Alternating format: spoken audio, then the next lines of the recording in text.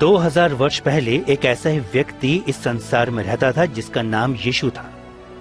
क्या यीशु का जीवन उन सब बातों को जो भविष्यवक्ताओं ने मसीह के बारे में कही पूरा करता है? ये फिल्म बताती है कि यीशु कौन है और उसने क्या कहा और क्या किया, जैसा कि पवित्र शास्त्र में लिखा है।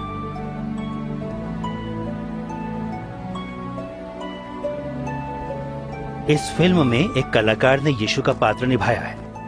कोई भी इस योग्य नहीं है कि ये कार्य कर सके, लेकिन इस फिल्म को इसलिए बनाया गया है कि लोग यीशु के बारे में और उसके जीवन के बारे में जान सके और उस आशीष को जिसका वादा परमेश्वर ने किया है प्राप्त कर सके। प्रिय थियोफिलस, मैं आपको क्रमानुसार उन सभी घटनाओं के बारे में लिख रहा हूं जो हमारे बीच घटी, ताकि आप हर बात के बारे में संपूर्ण सत्य को जान सकें।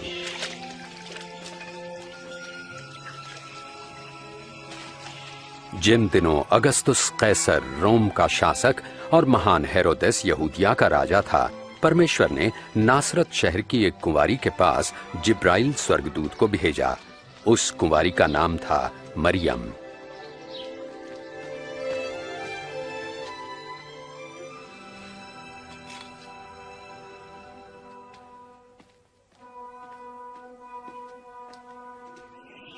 भयभीत न हो मरियम, आप पर परमेश्वर का अनुग्रह हुआ है। आप गर्भवती होंगी और एक पुत्र उत्पन्न होंगे और आप उनका नाम यीशु रखना। ये कैसे हो सकता है? मैं तो कुंवारी हूँ। पवित्र आत्मा आप पर उतरेगा, इस कारण वे पवित्र बालक परम प्रधान परमेश्वर के पुत्र कहलाएंगे तथा उनके राज्य का कभी अंत ना होगा। मरियम यहूदिया के एक नगर अपनी चचेरी बहन एलिशिबा के पास गईं, जो स्वयं अद्भुत रूप से गर्भवती थीं। एलिशिबा, मरियम, बहन मरियम, तुम सब स्त्रियों में धन्य हो। धन्य है वो बालक जो तुम जनोगी, कि जैसे ही मैंने तुम्हारा प्रणाम सुना, बच्चा आनंद से मेरे गर्भ में उछल पड़ा। मेरा प्राण प्रभु की स्तुति करता है और मेरी आत्मा मेरे उद्धारकर्ता परमेश्वर में खुश हुई। अब से सब युग के लोग मुझे धन्य कहेंगे।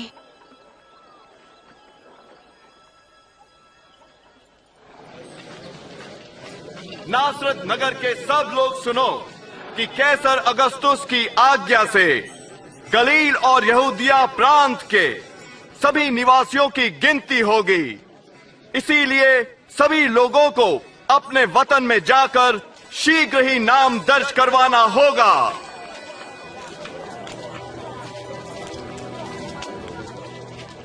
और मरियम अपने मंगेतर यूसुफ के साथ नाम लिखाई के लिए यहूदिया के नगर बेतलहम गईं।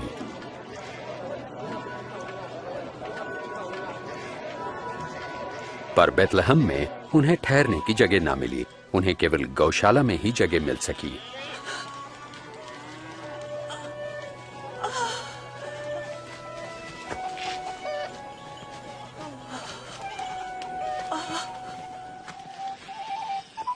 देश के उस भाग में कुछ चरवाहे रात के समय अपनी भेड़ों की देखभाल कर रहे थे। तभी परमेश्वर का स्वर्गदूत प्रकट हुआ और परमेश्वर के तेज ने उन्हें घेर लिया। आज के दिन दाऊद के नगर में तुम्हारे लिए एक उद्धारकर्ता जन्मे हैं, अर्थात मसीह प्रभु।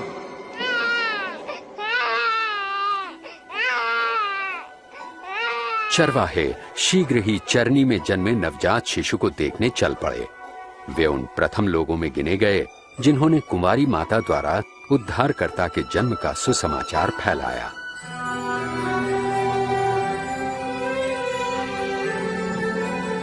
एक हफ्ते बाद जब बालक के खतने का समय आया तो उसका नाम यीशु रखा गया।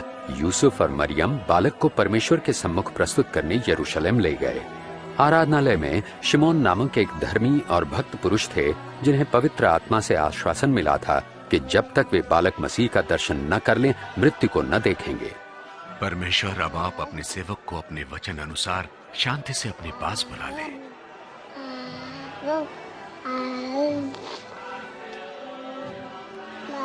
मेरी आंखों ने आज आपके उद्धार को देख लिया है। ये बालक परमेश्वर का चुना हुआ है। तुम दोनों को आशीष मिले।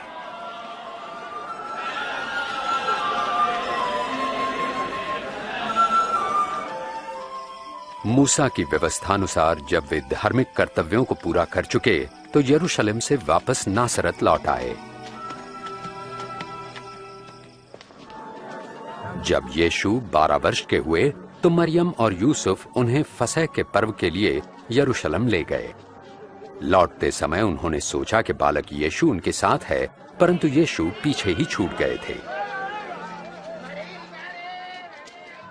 उन्हें ढूंढने के लिए वापस शहर लौटे और तीसरे दिन यीशु को आराधनालय में धार्मिक गुरुओं के साथ वार्तालाप करते पाया। यह किसका पुत्र है जो ऐसे प्रश्न पूछता है? हम नासरत से हैं। हमने सोचा ये हमारे साथी है। कृपया आप इसे क्षमा कीजिए। बालक यीशु की बातों ने सबको चकित कर दिया।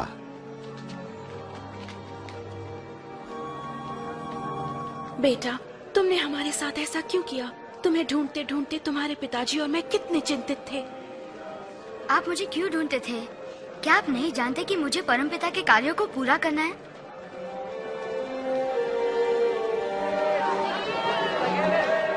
और यीशु उनके साथ नासरत लौटे और परमेश्वर एवं मनुष्य के अनुग्रह में बुद्धि और शरीर से बढ़ने लगे।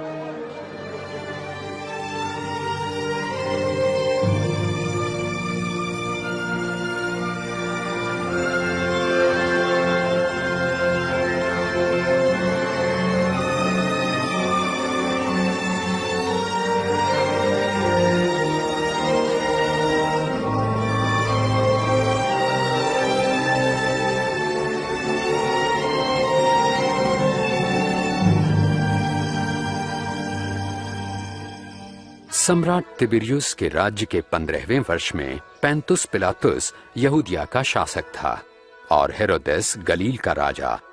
हन्ना और कैफा महायाजक थे। रेगिस्तान में परमेश्वर का वचन यूहन्ना को प्राप्त हुआ और वे यर्दन नदी के आसपास के प्रदेशों में पापों की क्षमा तथा पश्चाताप के बपतिस्मे का प्रचार करने लगे। अपने पापों से पश्चाताप करो और बपतिस्मा लो तो परमेश्वर तुम्हारे पाप क्षमा करेंगे। जैसे यशाया भविष्यवक्ता की पुस्तक में लिखा है, रेगिस्तान में कोई पुकार रहा है, प्रभु के लिए मार्ग तैयार करो, प्रभु की यात्रा के लिए सीधा मार्ग बनाओ। हर एक घाटी अवश्य भरी जाए, हर एक पहाड़ और टीला समतल किया जाए, टेढ़े मेढ़े मार्ग सीधे करो और उबड़ खाबड़ मार्ग सपाट। और सारी मानव जाति परमेश्वर के उद्धार को देखेगी। हम क्या करें? हाँ, हमें बताएं। हम ए सांप के बच्चों, बताइए हम क्या करें? हमें बताएं, हम किस मार्ग पर जाएं? अगर किसी के पास 2 कमीजें हैं, वो एक उस मनुष्य को दे जिसके पास नहीं है, और जिसके पास भोजन है वो अवश्य बांटे। हे गुरु, हम चुंगी लेने वाले हैं, हम क्या करें? निर्धारित से अधिक चुंगी तुम मत लो। और हमें बताएं, हमें क्या करना चाहिए? किसी से भी जबरन धन मत लो और न किसी पर झूठा दोष लगाओ। अपनी कमाई में संतुष्ट रहो।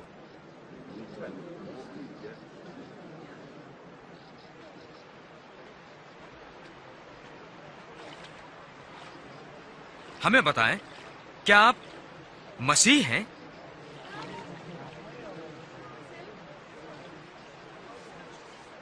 मैं तुम्हें पानी से बपतिस्मा देता हूं, परंतु एक आ रहे हैं जो मुझसे कहीं अधिक महान है।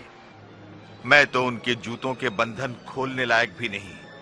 वे तुम्हें पवित्र आत्मा और आग से बपतिस्मा देंगे। उनका सूप उनके हाथों में है, ताकि वे गेहूं को भूसी से अलग करके अपने खत्ते में रखें।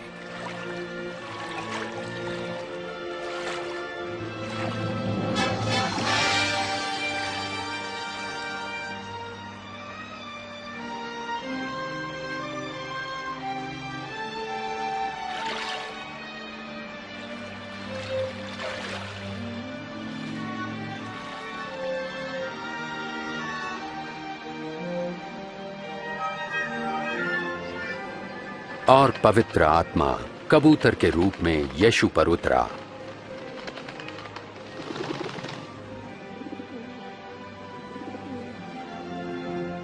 और स्वर्ग से आवाज आई, तुम मेरे प्रिय पुत्र हो, मैं तुमसे प्रसन्न हूं।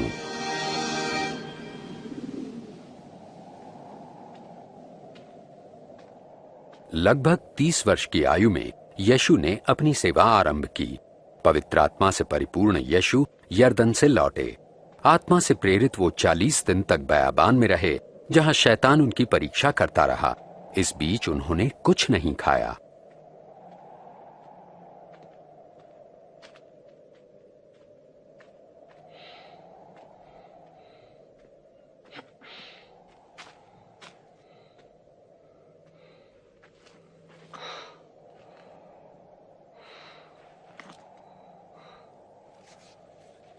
तब शैतान ने उनसे कहा, यदि आप परमेश्वर के पुत्र हैं तो इस पत्थर को रोटी बन जाने की आज्ञा दें।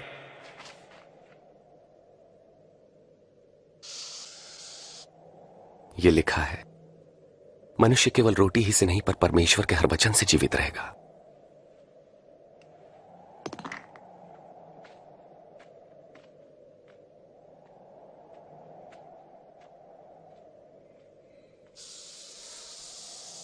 तब शैतान उन्हें ऊंचे स्थान पर ले गया और पल भर में जगत के सारे राज्य दिखाए। ये सब अधिकार और वैभव मैं आपको दूंगा। ये सब मुझे सौंपा गया है और जिसे मैं चाहूं उसे ये सब दे सकता हूं। यदि आप मुझे प्रणाम करें तो ये सब आपका हो जाएगा। ये भी लिखा है कि तुम प्रभु अपने परमेश्वर की उपासना करो और तुम केवल उन्हीं की सेवा करो।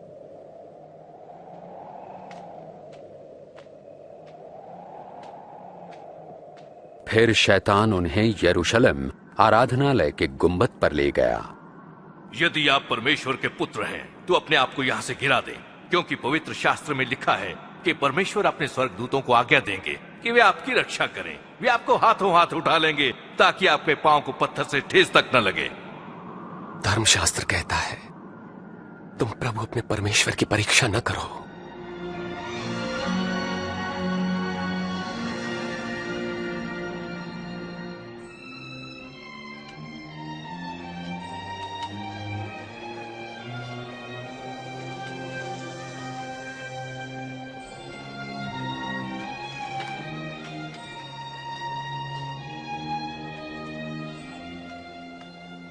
फिर यीशु नासरत आए, जहां वो पले बढ़े थे।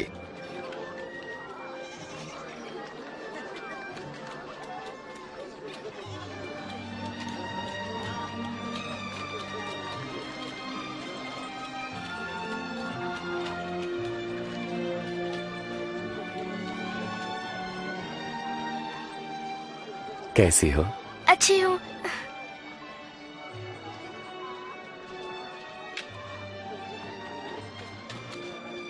सब्बत यानी विश्राम के दिन नियमानुसार वे आराधनालय गए।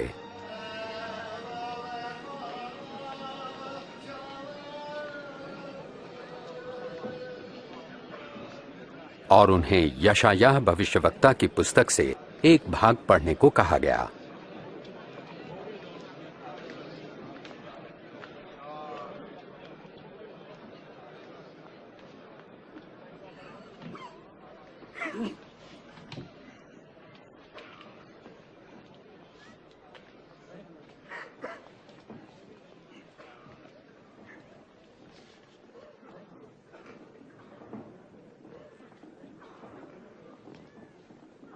परमेश्वर का आत्मा मुझ पर है, क्योंकि उन्होंने मुझे दीनों को शुभ संदेश सुनाने के लिए चुना है। उन्होंने मुझे भेजा है कि मैं बंदियों को मुक्ति और अंधों को दृष्टि पाने का संदेश दूं, सताए हुए लोगों को मुक्त करने के लिए और यह घोषणा करने के लिए कि समय आ गया है जब परमेश्वर अपने लोगों को बचाएं। वे ठीक कहते हैं।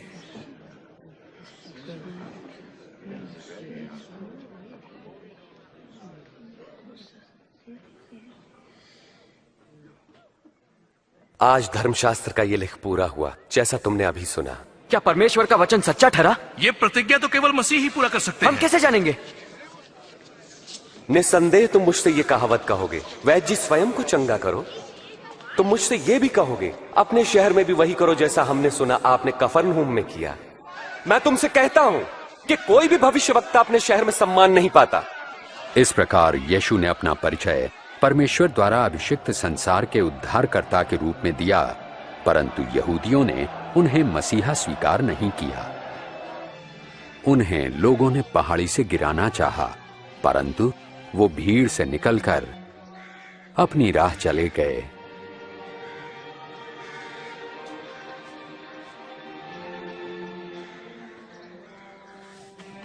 और गलील के नगर कफरनहूम पहुंचे।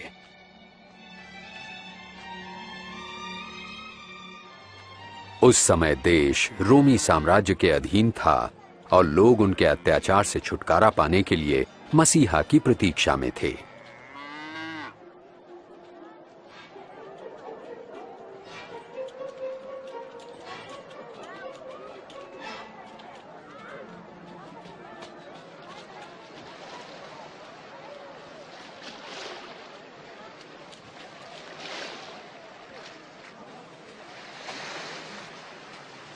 तुम्हें शांति मिले।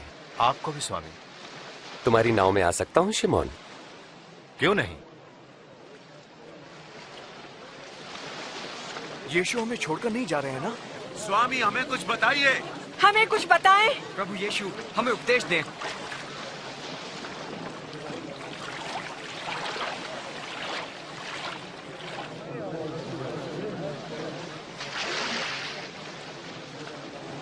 एक बार दो व्यक्ति प्रार्थना करने मंदिर गए। एक धार्मिक गुरु और दूसरा चुंगी लेने वाला था।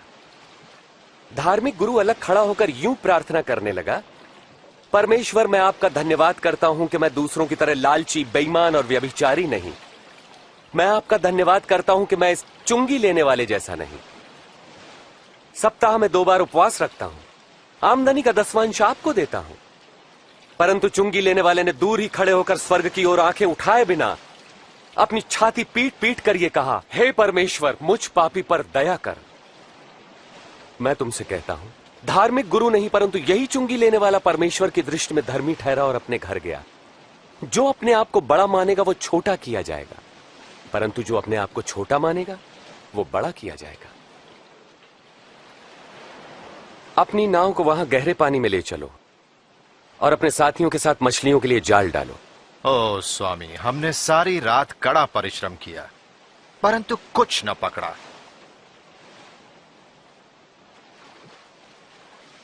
यदि आप कहते हैं तो मैं जाल डाले देता हूं। याकूब, यूहन्ना,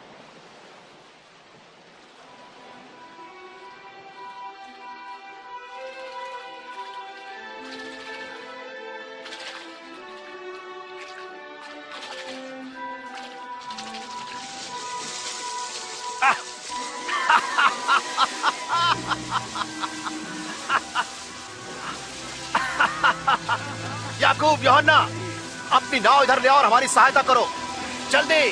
हम नहीं आ सकते, बहुत काम है।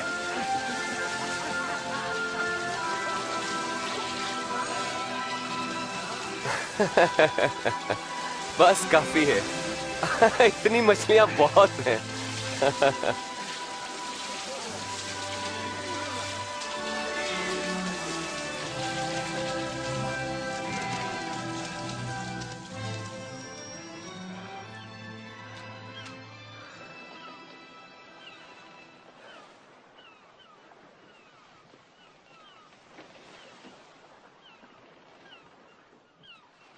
प्रभु मेरे पास से चले जाइए, मैं एक पापी मनुष्य हूं। तुम डरो मत, अब से तुम लोगों को मेरे पास लाओगे।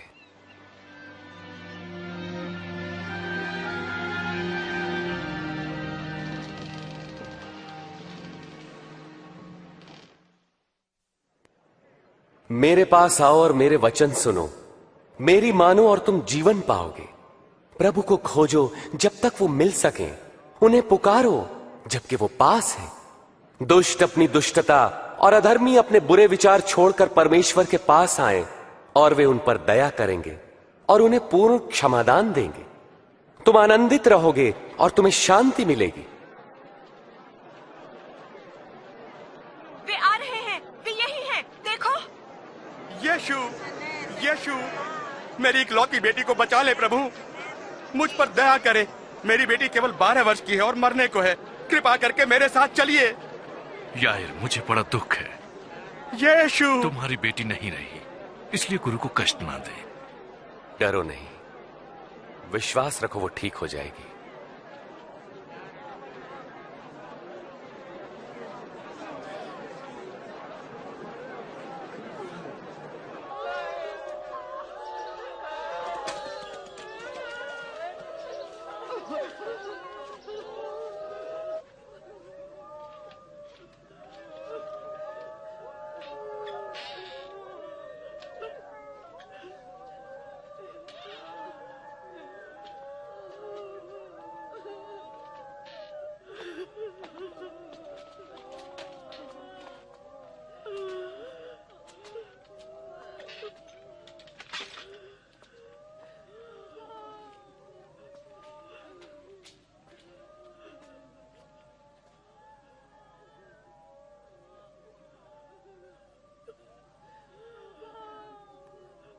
तुम रो मत, वो मरी नहीं है, वो तो बस सो रही है।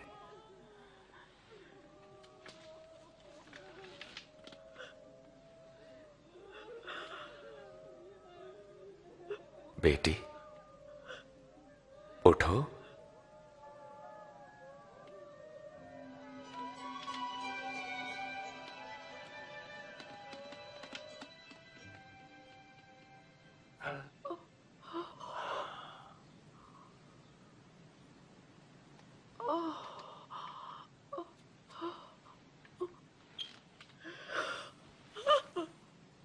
इसे कुछ खाने को दो।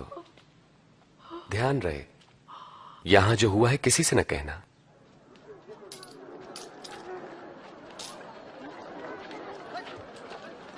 उसके बाद उसने चुंगी लेने वाले मत्ती लेवी को चुंगी स्थल पर बैठे देखा।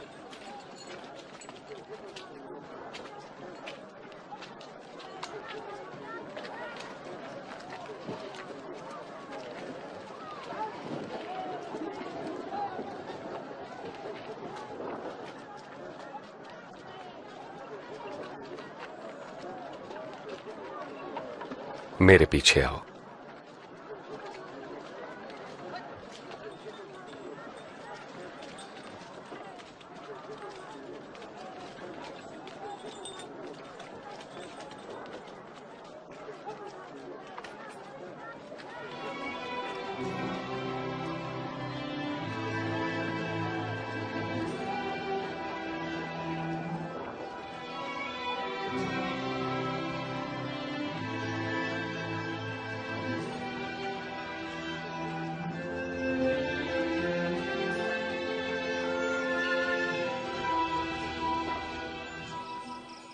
और यीशु प्रार्थना करने पहाड़ी पर गए, जहां वे सारी रात परमेश्वर से प्रार्थना करते रहे।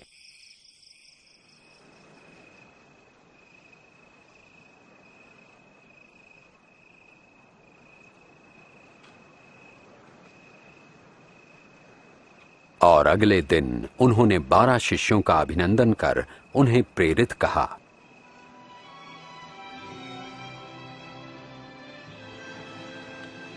शिमोन, जिसे उन्होंने पतरस नाम दिया, और उसका भाई आंद्रियास, याकूब,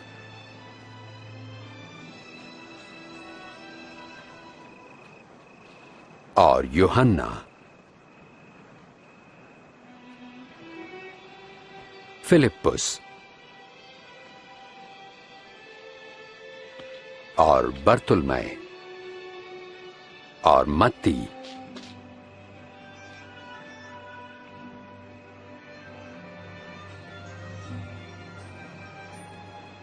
और थोमा, याकूब हल्फई का पुत्र, और शिमोन जो जलोतिस कहलाता था, यहूदा जो याकूब का भाई था, और यहूदा इस्करियोती जो विश्वासघाती निकला।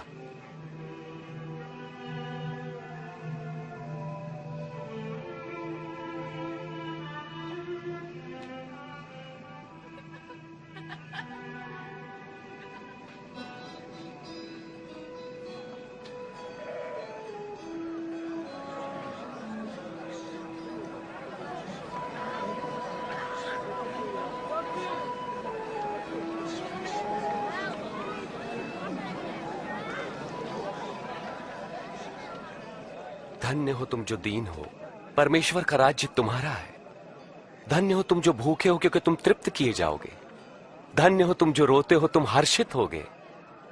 धन्य हो तुम जब लोग धिक्कारें, नकारें और अपमानित करें और मेरे कारण तुम्हें बुरा कहें।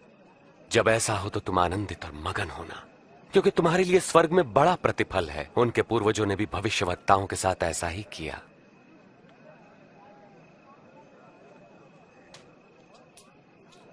सोलह, 17, 18, 19, 20। मेरे पास बस इतना ही है। क्या मतलब तुम्हारा इतना ही है तुम्हारे पास? हाय तुम पर जो अब धनी हो, तुमने आराम का जीवन बिता लिया।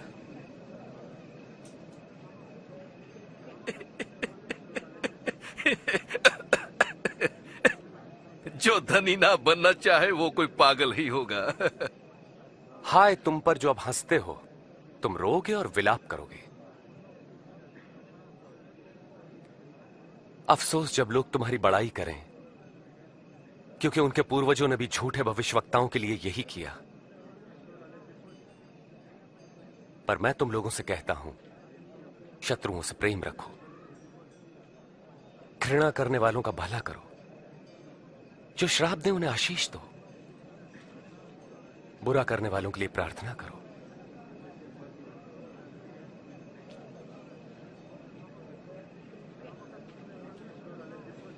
तुम्हारे एक गाल पर कोई थप्पड़ मारे तो उसकी ओर दूसरा भी फेर दो।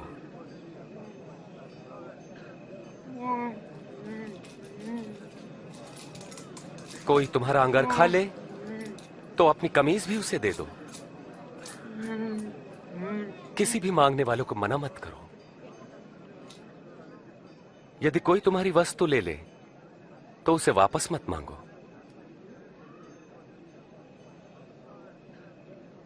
तुम वही करो जैसा व्यवहार तुम दूसरों से चाहते हो।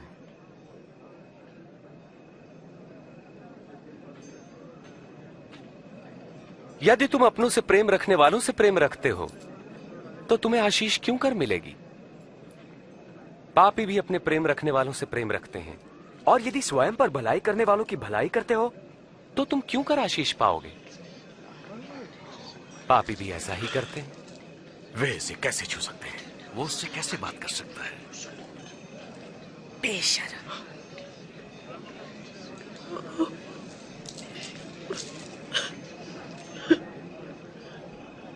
नहीं, शत्रुओं से प्रेम रखो, उनका भला करो, उधार देकर वापसी की आशा न रखो, तब तुम्हें बड़ा प्रतिफल मिलेगा।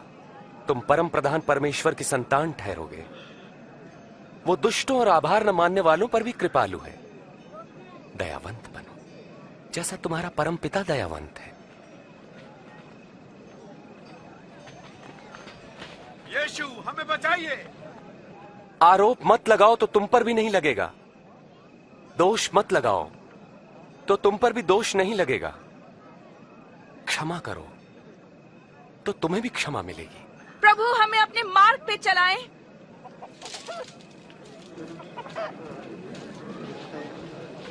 दो तो तुम्हें भी दिया जाएगा। जिस नाप से नापोगे उसी से तुम्हारे लिए भी नापा जाएगा। अंधा अंधे को मार्ग नहीं दिखा सकता। ऐसा करने पर दोनों ही गड्ढे में गिरेंगे। अपने भाई की आंख के तिनके को क्यों देखते हो जबकि अपनी ही आंख का लट्ठा नहीं देख पाते?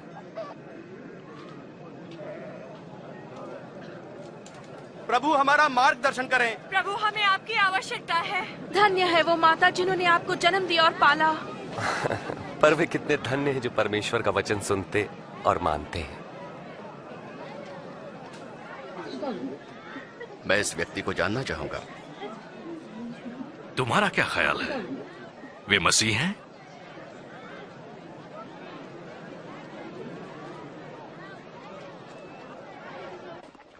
इस धर्मगुरु ने यीशु को रात्रि भोज पर बुलाया। यीशु उनके घर गए और भोजन करने बैठे। चलो बच्चों, यहां से चले जाओ। तुमने सुना नहीं? जाओ। बड़े शरारती हैं ये बच्चे।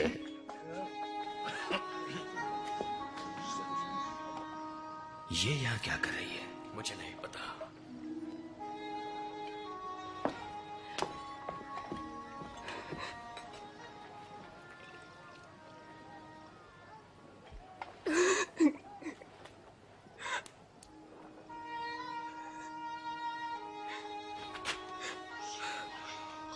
ये कर क्या रही है?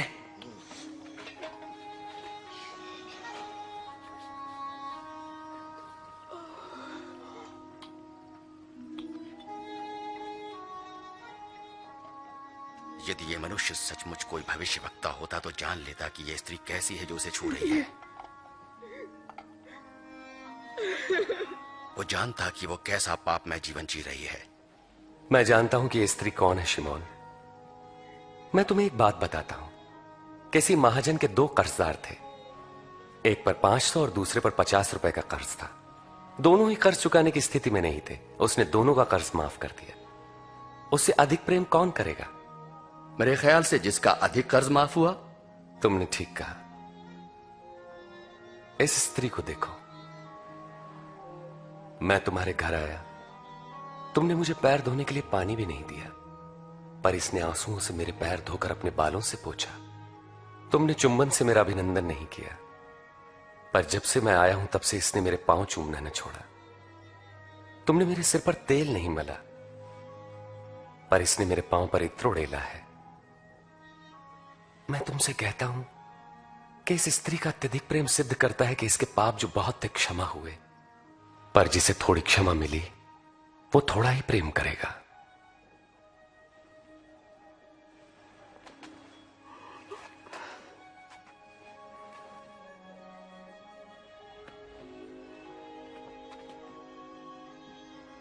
तुम्हारे पाप क्षमा हुए। तुम्हारे विश्वास ने बचा लिया। शांति से जाओ।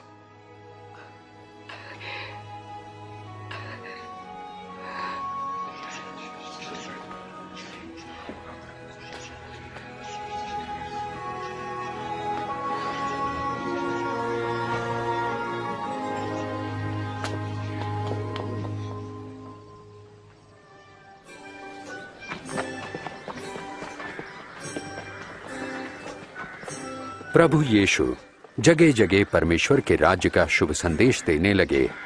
उनके साथ थे 12 शिष्य और दुष्ट आत्माओं से मुक्त की गई कुछ स्त्रियां। मरियम जो मगदलीनी कहलाती थी, योअन्ना जिसका पति खोजा हेरोदेस के दरबार में भंडारी था, और सुसन्ना।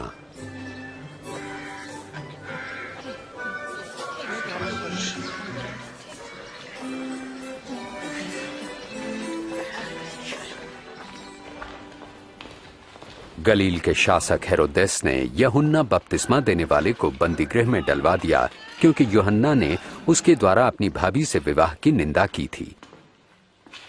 कहो। जब हम लोग नाइन नगर के द्वार पर पहुंचे, तब लोग एक अर्थी को लेकर जा रहे थे।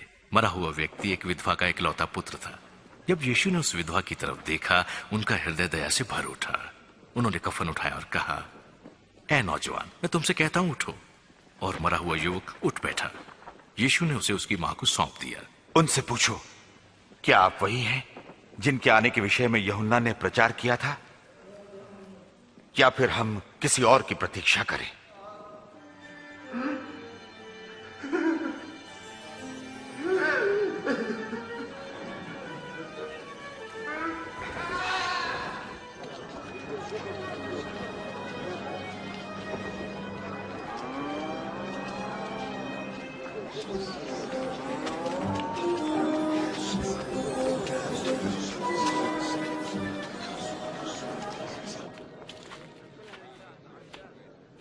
गुरुजी,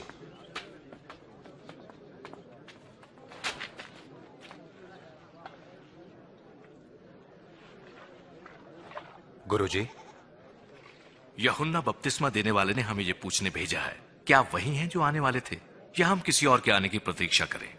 जो कुछ तुमने देखा और सुना जाकर यूहन्ना से कहो। अंधे देख सकते हैं, लंगड़े चल सकते हैं। धन्य है वे लोग जो मुझ पर संदेह नहीं करते।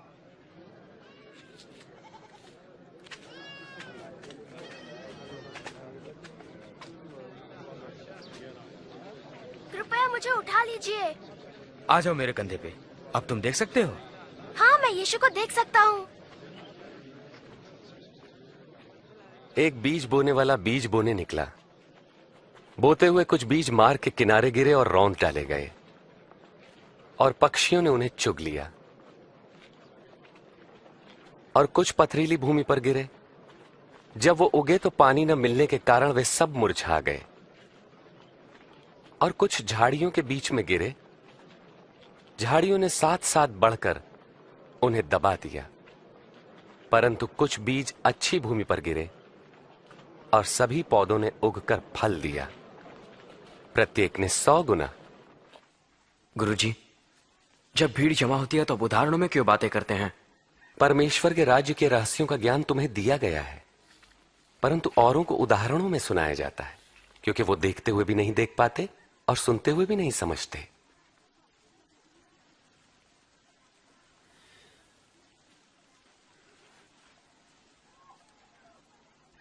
इस उदाहरण का अर्थ यह है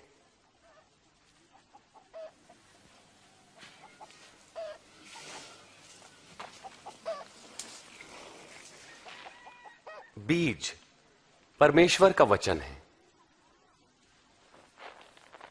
मार्ग के किनारे गिरे बीज उन्हें दर्शाते हैं जो वचन सुनते हैं, पर शैतान आकर उनके मन में से वचन चुरा लेता है ताकि वे विश्वास करके कहीं मुक्ति न पालें।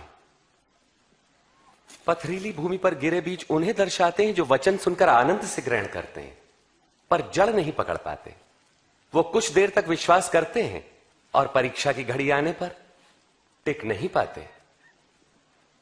झाड़ियों में गिरे बीज उन्हें दर्शाते हैं जो वचन सुनते हैं, परंतु जीवन की चिंताओं, धन, मोह व भोग विलास में फंसने से उनके फल कभी नहीं पकते। वे बीज जो अच्छी भूमि पर गिरे उन लोगों के प्रतीक हैं जो वचन सुनकर उसे भले और आज्ञाकारी मन से ग्रहण करते हैं और फलवंत होने तक उन्हें संभाले रखते हैं।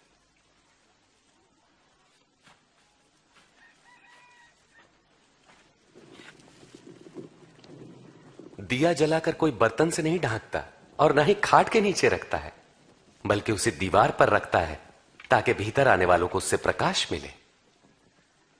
जो कुछ छिपा है वो बाहर लाया जाएगा और जो ढका है उसे ढूंढकर प्रकाश में लाया जाएगा। इसलिए सचेत रहो कि तुम कैसे सुनते हो, क्योंकि जिसके पास है उसे और दिया जाएगा और जिसके पास नहीं है उससे वो भी ले लिया जाएगा जो उसके पास है। गुरुजी, आपकी माता और भाई वहां बाहर खड़े हैं, आपसे मिलना चाहते हैं। मेरी मां और मेरे भाई वे हैं जो परमेश्वर का वचन सुनते और मानते हैं।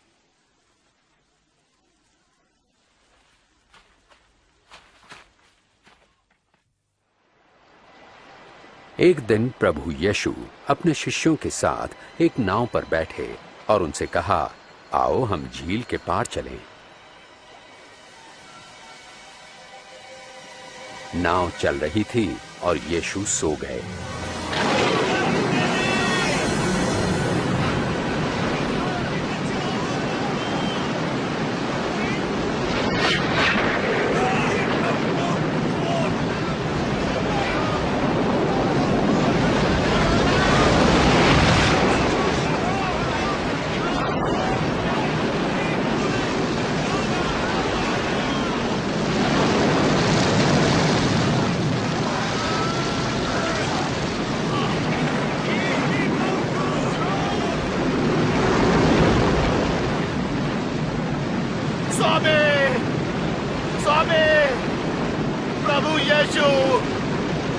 हम नाश हुए जाते हैं, हमें लहरें घेर रही हैं, हम डूब जाएंगे, हमें बचाइए।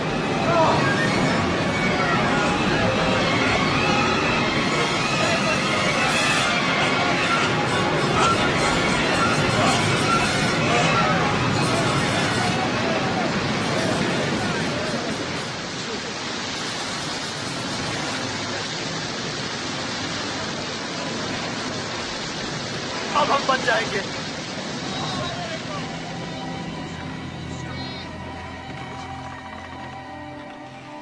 कहां गया तुम्हारा विश्वास?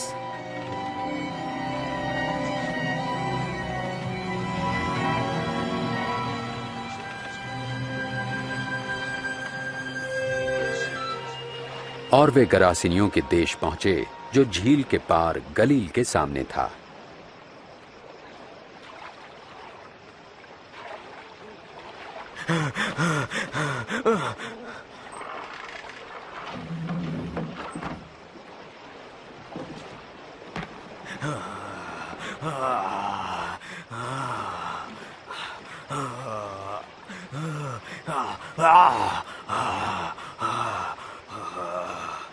यीशु, परम प्रधान परमेश्वर के पुत्र, आप मुझसे क्या चाहते हैं? मैं आपसे विनती करता हूँ, मुझे दंड ना दे। क्या नाम है तुम्हारा?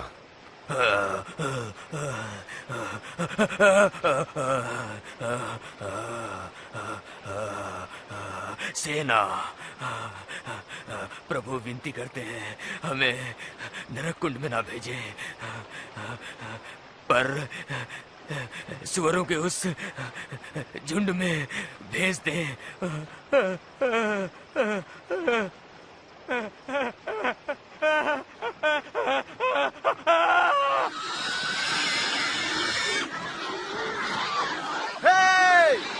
लौट आओ! रुको, रुको! और दुष्ट आत्माएं उसमें से निकलकर आ जाओ! सुअरों में समा गई।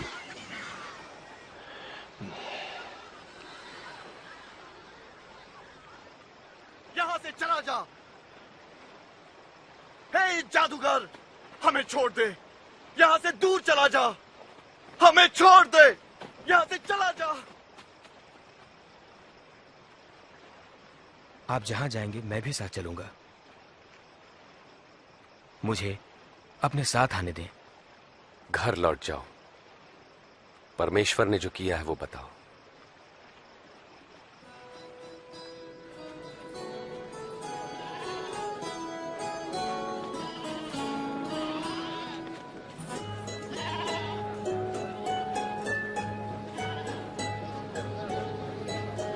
प्रभु यीशु व उनके शिष्य भीड़ से अलग होने के लिए बेत्सैदा पहुंचे।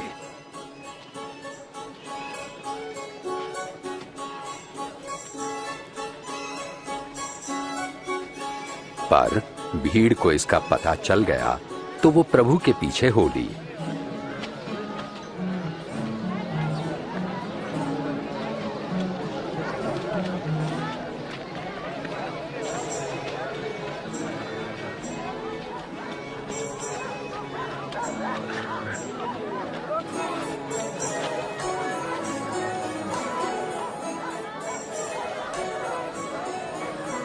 शाम को पतरस ने कहा, स्वामी, इन लोगों को भेज दें कि वे आसपास के गांवों और बस्तियों में जाकर अपने लिए भोजन और रहने की जगह ढूंढ सके। ये एक सुनसान जगह है।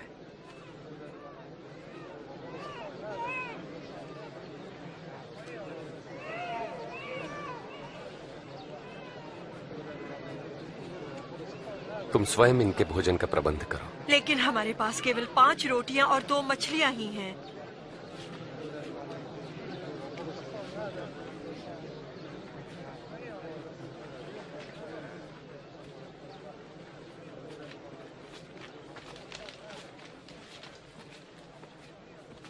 धन्य है आप प्रभु परमेश्वर, सृष्टि के मालिक, जो धरती पर अन्न उपजाते हैं।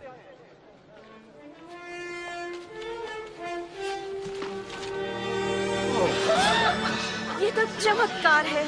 विश्वास नहीं होता।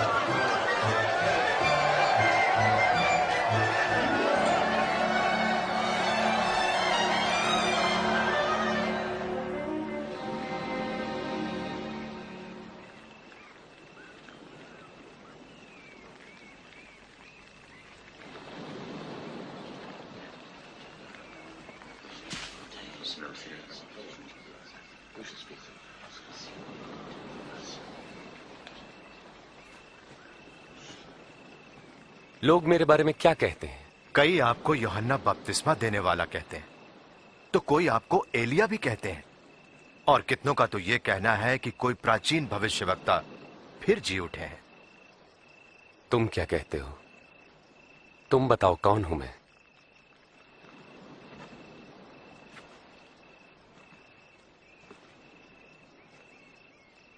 आप परमेश्वर के मसीह हैं। तुम ये बात किसी से न कहना। मेरे लिए अवश्य है कि मैं दुख उठाऊं, तिरस्कृत किया जाऊं और जान से मार डाला जाऊं, परंतु तीसरे दिन मृतकों में से जी उठूं।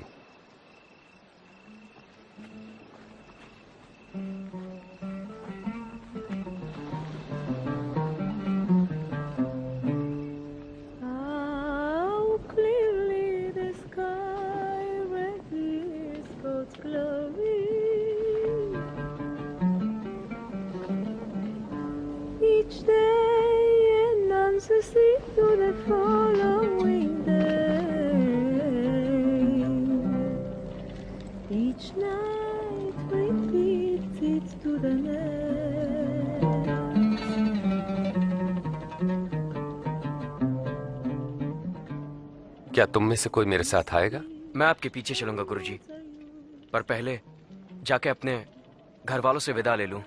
जो कोई अपना हाथ हल पर रखकर पीछे देखता वो परमेश्वर के राज्य के योग्य नहीं। यदि कोई मेरे साथ चलना चाहता है तो वो स्वयं से इनकार करे और प्रतिदिन अपना क्रूस उठाकर मेरे पीछे हो ले। क्योंकि जो कोई अपने प्राण बचाना चाहेगा वो उसे खोएगा, और जो कोई मेरे लिए अपने प्राण खोएगा वो उसे बचाएगा। यदि मनुष्य सारे जगत को प्राप्त कर अपने प्राण खो दे तो क्या लाभ? जो कोई मुझसे और मेरी शिक्षाओं से लजाता है तो मैं भी अपनी और पिता की व स्वर्गदूतों की महिमा सहित जब आऊंगा तो उस मनुष्य से लजाऊंगा।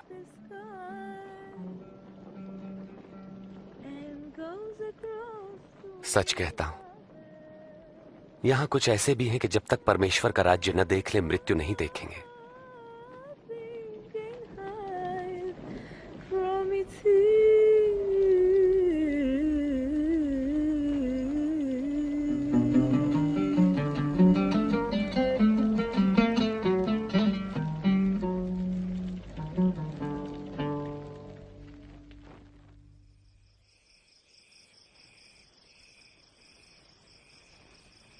तब प्रभु यीशु यूहन्ना, याकूब और पतरस के साथ पहाड़ पर प्रार्थना के लिए गए।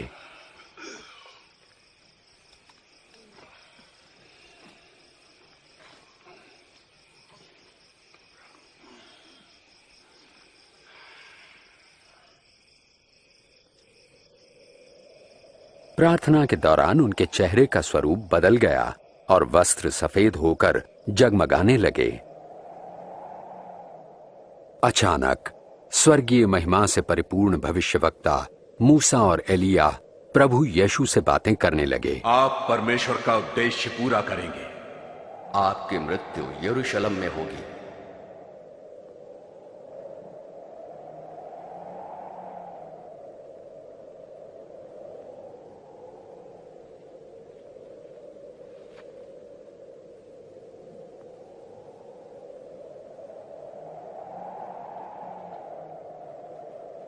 जाते समय पतरस ने प्रभु यीशु से कहा, स्वामी, ये कितना अच्छा है कि हम यहां पर हैं। हम 3 मंडप बनाएंगे, एक आपके लिए। पतरस ये कह ही रहा था कि एक बादल ने उन्हें घेर लिया और शिष्य डर गए और बादलों से आवाज आई, ये मेरा पुत्र है जिसे मैंने चुना है, इसकी सुनो।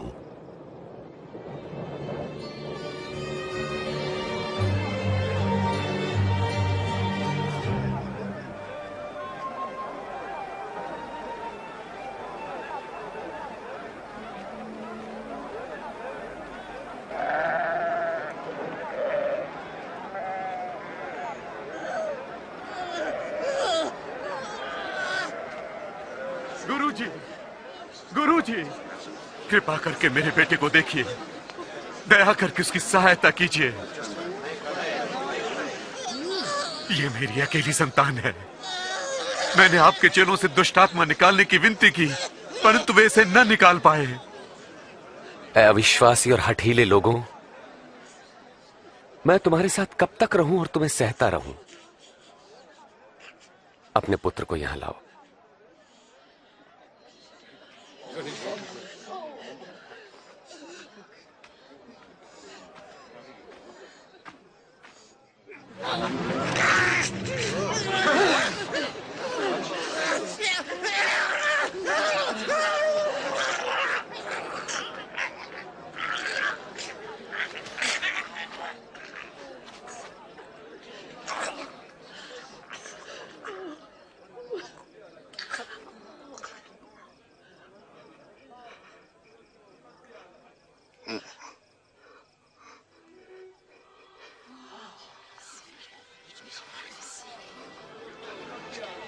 अरे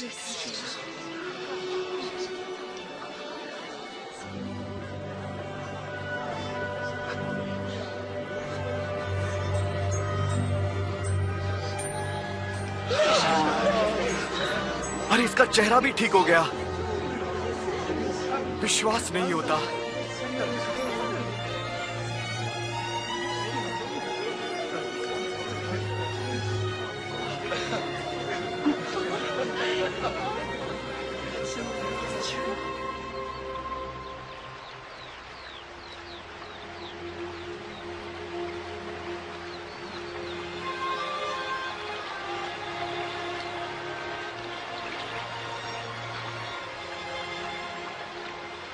हमें प्रार्थना करना सिखाएं, जैसे यूहन्ना ने अपने शिष्यों को सिखाया। तुम इस तरह प्रार्थना करो, हे हमारे पिता आप जो स्वर्ग में हैं, आपका नाम पवित्र माना जाए, आपका राज्य आए, आपकी इच्छा जैसे स्वर्ग में वैसे ही पृथ्वी पर भी पूरी हो। हमारी प्रतिदिन की रोटी आज हमें दें, हमारे अपराधों को क्षमा करें जैसे हमने अपने अपराधियों को क्षमा किया है, और हमें परीक्षा में न पड़ने दें परंतु बुराई से बचाएं।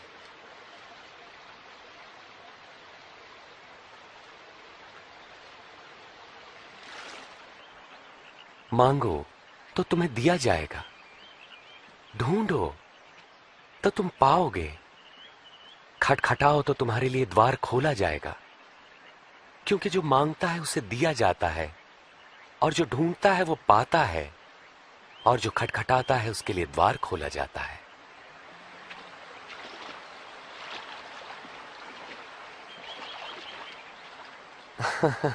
तुम में से ऐसा कौन पिता होगा जो अपने पुत्र को रोटी मांगने पर पत्थर देगा या पानी मांगने पर उसे जहर देगा? जब तुम बुरे होकर अपने बच्चों को अच्छी वस्तुएं देना जानते हो, तो तुम्हारा परम पिता परमेश्वर अपने मांगने वालों को पवित्र आत्मा क्यों न देगा? मैं कहता हूं, अपने प्राणों की चिंता न करो कि हम क्या खाएंगे, और ना ही अपने शरीर की कि क्या पहनेंगे, क्योंकि प्राण भोजन से बढ़कर है और शरीर वस्त्र से बढ़कर। पक्षियों पर ध्यान दो, वे न बोते हैं, न काटते हैं, और ना ही उनके कोई भंडार हैं, फिर भी परमेश्वर उन्हें खिलाता है। और तुम तो पक्षियों की तुलना में कहीं बढ़कर हो।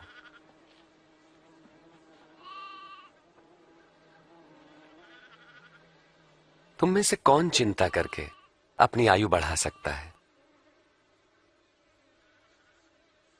जब तुम ये छोटा सा काम नहीं कर सकते तो बाकी चिंता क्यों करते हो?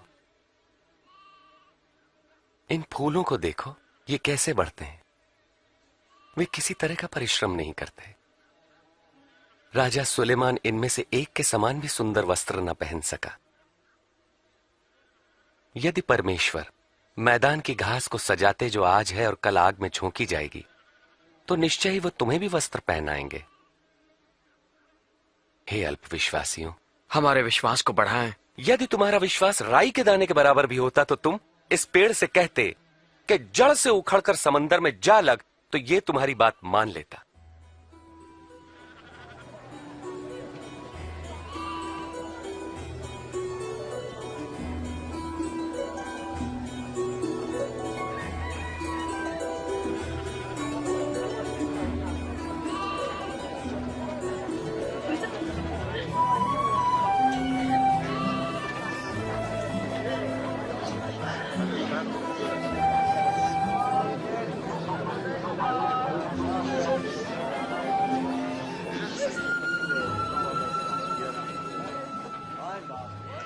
पाप में पढ़ने की परीक्षाएं अवश्य आती है, परंतु अफसोस जिसके द्वारा वे आती हैं। जो किसी के लिए पाप का कारण बनता है, उसके लिए यही ठीक है कि उसके गले में भारी पत्थर लटकाकर समुद्र में डाल दिया जाए।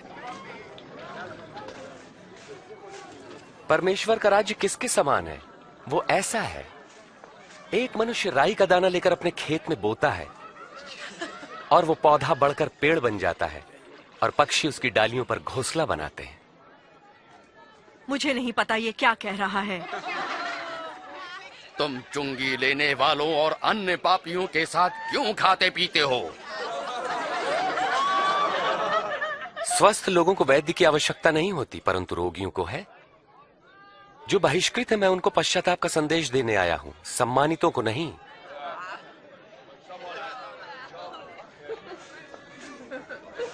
हमें स्वर्ग के राज्य के बारे में बताएं। क्या और भी कुछ है? ऐ मेरे लोगों, भयभीत ना हो।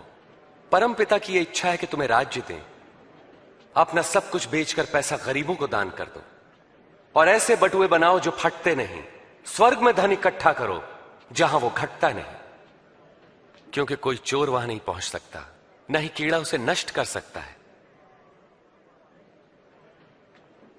जहां तुम्हारा धन होगा वहीं तुम्हारा मन भी लगेगा।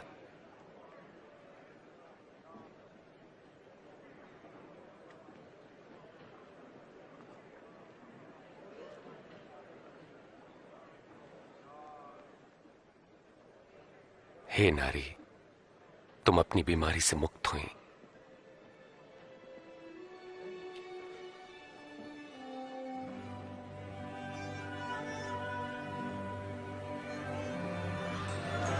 देखो, देखो ये चंगी हो गई। ये तो चमत्कार है।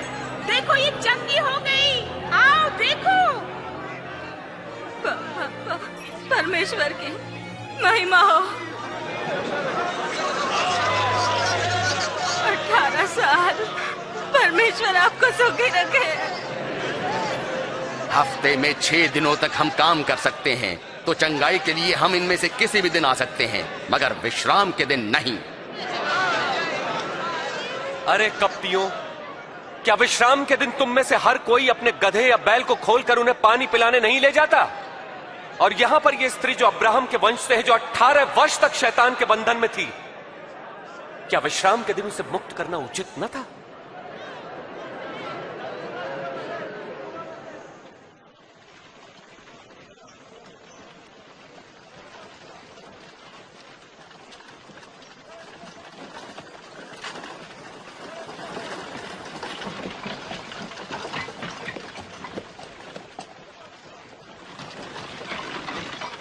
हे उत्तम गुरुजी, अनंत जीवन पाने के लिए मुझे क्या करना चाहिए? तुम मुझे उत्तम क्यों कहते हो? कोई भी उत्तम नहीं परमेश्वर के सिवा। तुम आज्ञाएं तो जानते हो।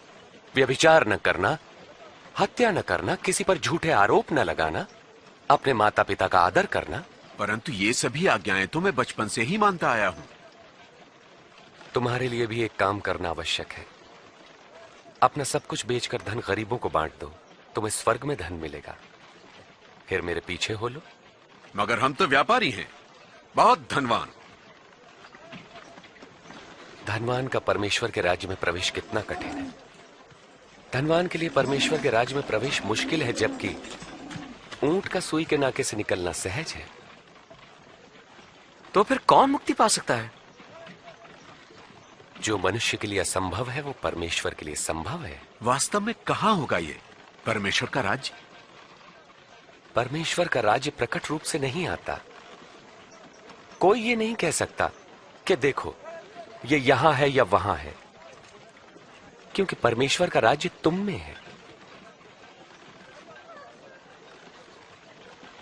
वो समय आएगा जब तुम परमेश्वर के पुत्र के आगमन का दिन देखना चाहोगे, पर देख ना पाओगे। जैसे बिजली आकाश की एक ओर से दूसरी ओर तक प्रज्वलित होती है, वैसे ही परमेश्वर का पुत्र भी प्रकट होगा। परंतु पहले उसे बहुत दुख उठाना होगा और इस युग के लोग उसका तिरस्कार करेंगे।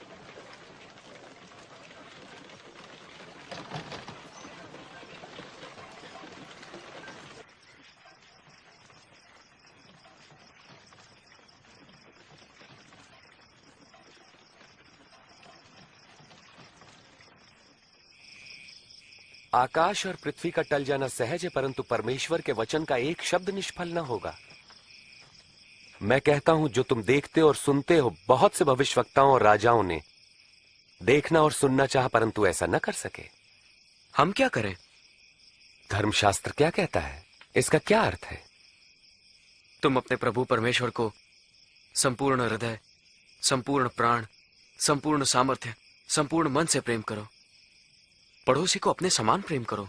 तुमने ठीक कहा, यही करो तो जीवित रहोगे। मेरा पड़ोसी कौन है? वे सैनिक तो नहीं। क्या राजा होगा? एक बार एक मनुष्य यरूशलेम से यरीहो जा रहा था। तब डाकुओं ने हमला किया और लूटकर उसे अधमरा छोड़कर चले गए। तब एक धर्मगुरु वहां से गुजरा और उसे देखकर वहां से कतरा कर चला गया। इसी प्रकार एक पुरोहित भी वहां से निकला, पास आया, उस व्यक्ति को देखा और मुंह फेर कर चला गया। परंतु एक दलित ने मार्ग से गुजरते समय उस घायल मनुष्य को देखा और उसका हृदय दया से भर गया। उसने घायल के पास जाकर घावों को साफ किया, फिर उसे अपनी सवारी पर बैठाकर वो एक सराय में ले गया जहां उसकी सेवा टहल की। दूसरे दिन मालिक को कुछ रुपए देकर उसकी देखभाल करने को कहा और कहा, जो कुछ खर्च आएगा मैं लौटने पर तुम्हें दे दूंगा। इन तीनों में से किसने डाकुओं द्वारा लुटे व्यक्ति से अच्छे पड़ोसी का फर्ज निभाया? जिसने उस पर दया की। फिर तुम भी यही करो। बच्चों को मेरे पास आने दो और उन्हें मना मत करो, क्योंकि परमेश्वर का राज्य ऐसों का ही है। मैं तुमसे सच कहता हूं, जो कोई परमेश्वर के राज्य को एक बालक की तरह ग्रहण नहीं करता, वो उसमें कभी प्रवेश न करेगा। जो कोई मेरे नाम से इस बालक का स्वागत करता है, मेरा करता है। जो मुझे स्वीकार करता है, मेरे भेजने वाले को करता है। तुम में सबसे छोटा ही सबसे महान है।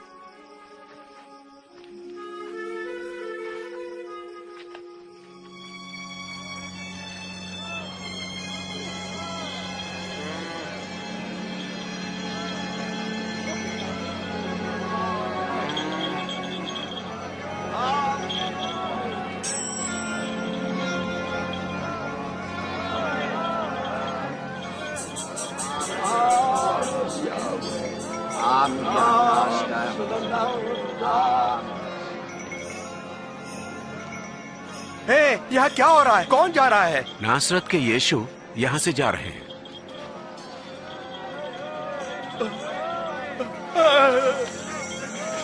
यीशु, प्रभु यीशु, हे दाऊद की संतान, मुझ पर दया करे।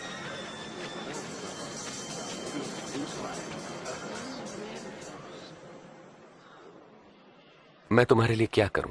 मैं फिर से देखना चाहता हूं।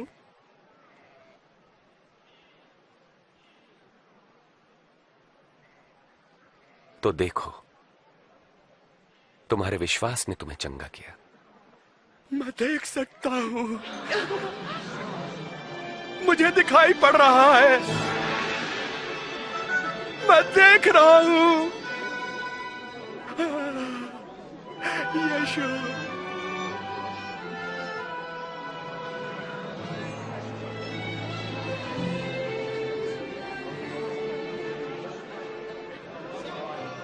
यरूशलेम जाते समय हर जगह प्रभु यीशु को भारी भीड़ मिली। लोग उनसे उद्धार का मार्ग और परमेश्वर के राज्य के बारे में और जानना चाहते थे।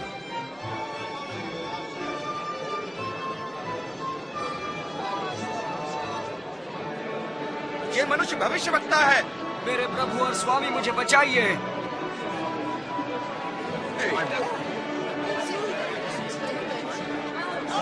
हे प्रभु, हमें बचाए, हमें बचाए। प्रभु की स्तुति हो। हमें सच्ची राह दिखाइए प्रभु। लोगों ने प्रभु यीशु को अपने प्रभु और स्वामी के रूप में स्वीकार करना प्रारंभ कर दिया। दर्शन को उत्सुक यरीहो नगर में जकई नाम का चुंगी लेने वाला यीशु को देखने की उत्सुकता में पेड़ पर चढ़ गया। जकई, जल्दी नीचे उतरो, क्योंकि आज मुझे तुम्हारे घर ठहरना है।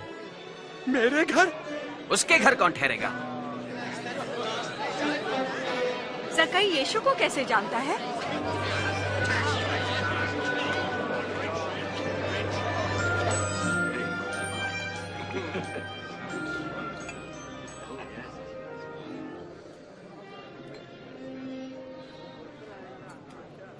सुनो, मैं अपनी संपत्ति का आधा भाग गरीबों को दे दूंगा। अगर मैंने किसी को ठगा है तो मैं उसे 4 गुना लौटा दूंगा।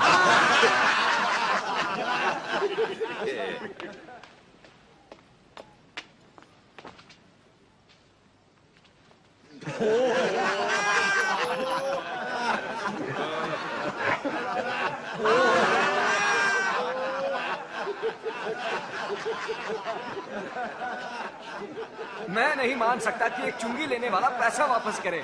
असंभव।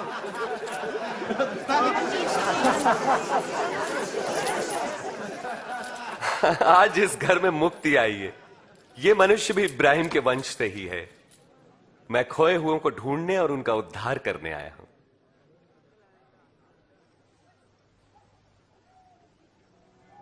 सुनो, हम यरूशलेम जा रहे हैं, जहां मेरे विषय में की गई भविष्यवक्ताओं की हर भविष्यवाणी पूरी होगी। मुझे अन्य जातियों के हाथ सौंपा जाएगा। वे मेरा उपहास करेंगे, मुझे अपमानित कर मुझ पर थूकेंगे, कोड़े लगाएंगे और मार डालेंगे, परंतु तीसरे दिन मैं जी उठूंगा।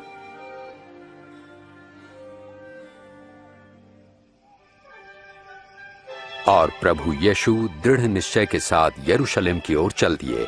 हालांकि वे जानते थे कि उन्हें मानव जाति के पापों के लिए अपने प्राण देने होंगे, फिर भी वे यरूशलेम की ओर बढ़ते गए। बहुत से लोग उनके आगमन पर आनंदित हुए और उन्हें अपना राजा मान लिया।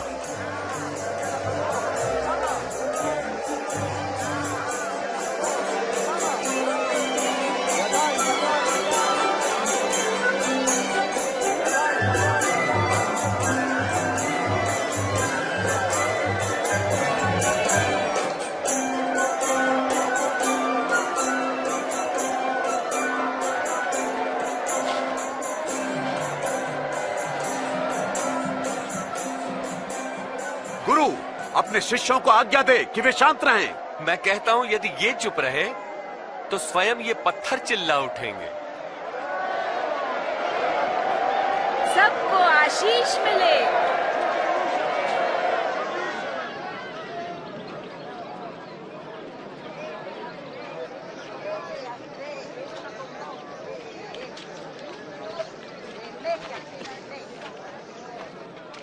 प्रभु यीशु यरूशलेम के निकट पहुंचे।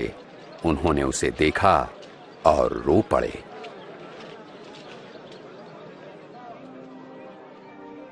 भला होता यदि तू आज अपनी शांति का मार्ग जान लेता, परंतु तू इसमें असफल रहा। वे दिन आएंगे जब तेरे शत्रु मोर्चा बांधकर तुझे घेर लेंगे और चारों ओर से तुझ पर प्रहार करेंगे। इन्हीं दीवारों के बीच तुझे तबाह कर देंगे, तुझे और तेरे लोगों को, और वो पूरी तरह तेरा सर्वनाश करके रहेंगे, क्योंकि तूने अपने अनुग्रह के समय को नहीं पहचाना।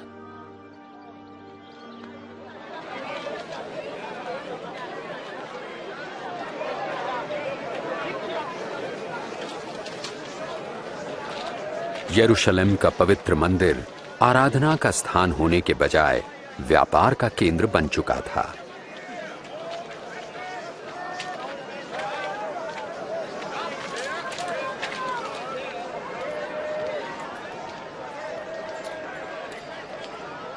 पाँच, 6, 7, 8, 9, 10, 11, 12, 13, 14, 15, 16, 17, 18, 19, 20, 21, 22, 23, 24, 25, 26, 27, 28।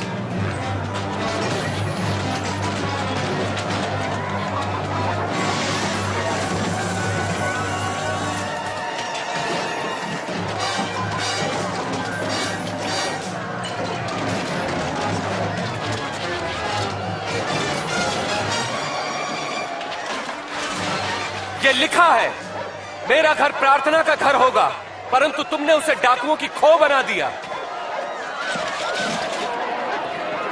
ये मेरे जानवरों को भगा रहा है। रोको उसे, रोको उसे।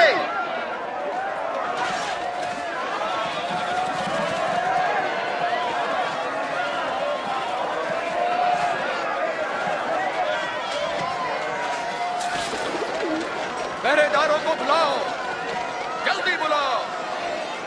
कुछ राजनीतिज्ञों और धर्म गुरुओं में प्रभु यीशु के प्रति विरोध उभरने लगा, क्योंकि लोग उन्हें राजा मानने लगे थे। मैंने तो सुना है कि बहुत से लोगों ने उसे अपना राजा मान लिया है। राजा? भिखारियों, वेश्याओं और चोरों का?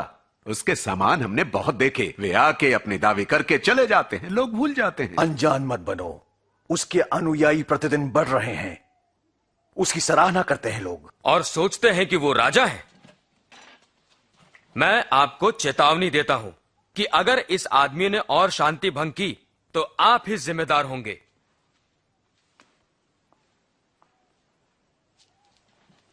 शायद ये सही कहते हैं। हमें गलीली का सामना करना होगा। और जैसे जैसे धर्मगुरुओं और शास्त्रियों के पाखंडी वर्ग के प्रति यीशु का तिरस्कार बढ़ने लगा, यहूदियों में उनके अनुयायी भी बढ़ने लगे।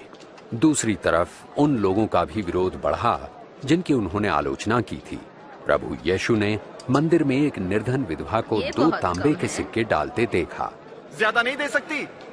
मैं कहता हूं, इस निर्धन विधवा ने सबसे ज्यादा दान दिया है, क्योंकि दूसरों ने अपने बहुत से धन में से थोड़ा सा दिया है, परंतु इसने गरीब होते हुए भी अपनी सारी जीविका और पूंजी दे दी। हमें बताइए, आपको ऐसा कहने का क्या अधिकार है? किसने दिया आपको यह अधिकार? अब मैं तुमसे एक प्रश्न पूछता हूं, यूहन्ना को बपतिस्मा देने का अधिकार परमेश्वर से मिला था या मनुष्य से?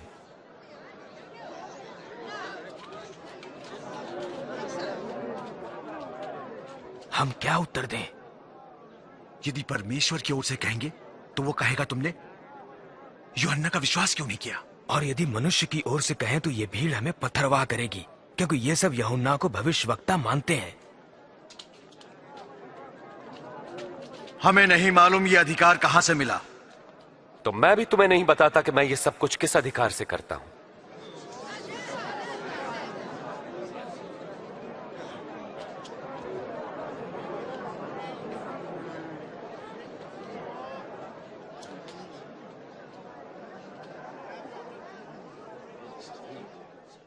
एक बार एक मनुष्य ने अंगूर की बारी लगाई, उसे ठेके पे देकर लंबे समय के लिए कहीं चला गया।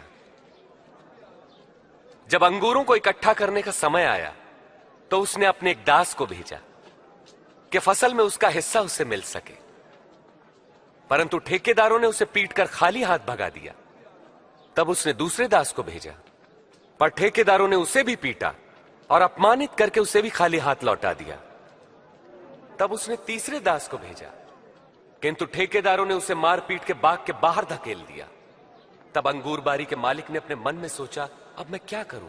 अब मैं अपने प्रिय पुत्र को भेजूंगा, अवश्य ही वे उसका आदर करेंगे। परंतु ठेकेदारों ने उसे आते देखकर आपस में कहा, यह तो मालिक का पुत्र है, उसे मार डालें तो यह जायदाद हमारी हो जाएगी।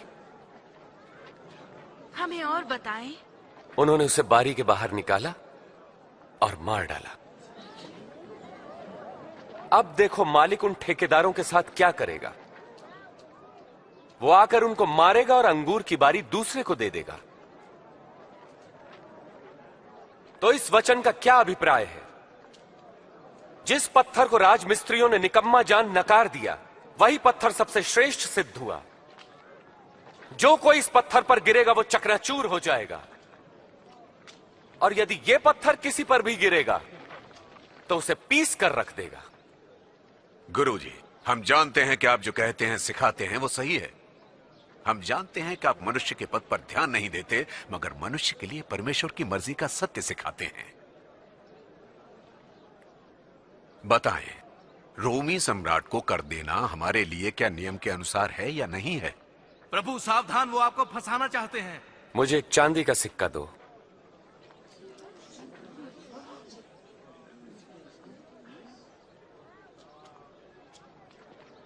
इस पर किसका चित्र और नाम अंकित है? राजा का। तब जो राजा का है वो सब राजा को दो, जो परमेश्वर का वो परमेश्वर को दो। हमारा इस विषय में क्या उत्तर है? तब अख़मीरी रोटी का पर्व निकट आया, जिसे फसह का पर्व कहते हैं।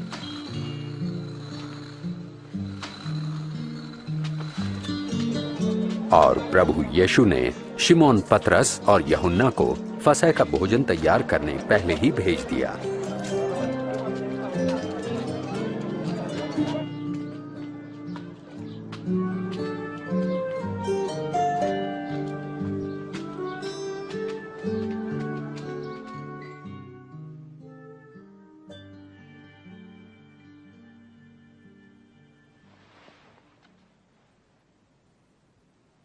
मेरी बड़ी इच्छा थी कि दुख भोगने से पहले ये फसह का बोझ तुम्हारे साथ खाऊं।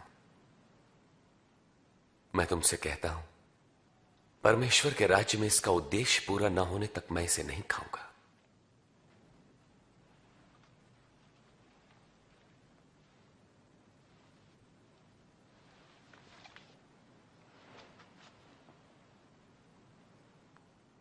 धन्य है आप प्रभु परमेश्वर, सृष्टि के मालिक, जो अंगूर की बेल पर फल लाते हैं।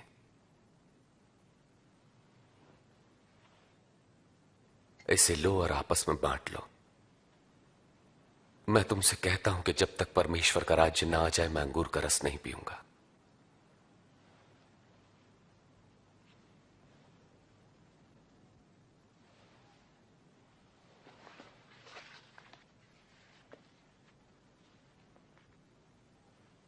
धन्य है आप प्रभु परमेश्वर, सृष्टि के मालिक, जो धरती पर अन्न उपजाते हैं।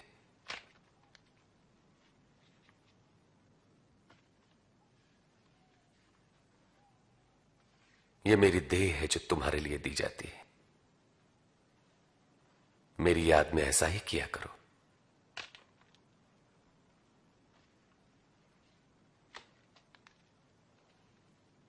यह प्याला मेरे लहू में नई वाचा है जो तुम्हारे लिए बहाया जाता है।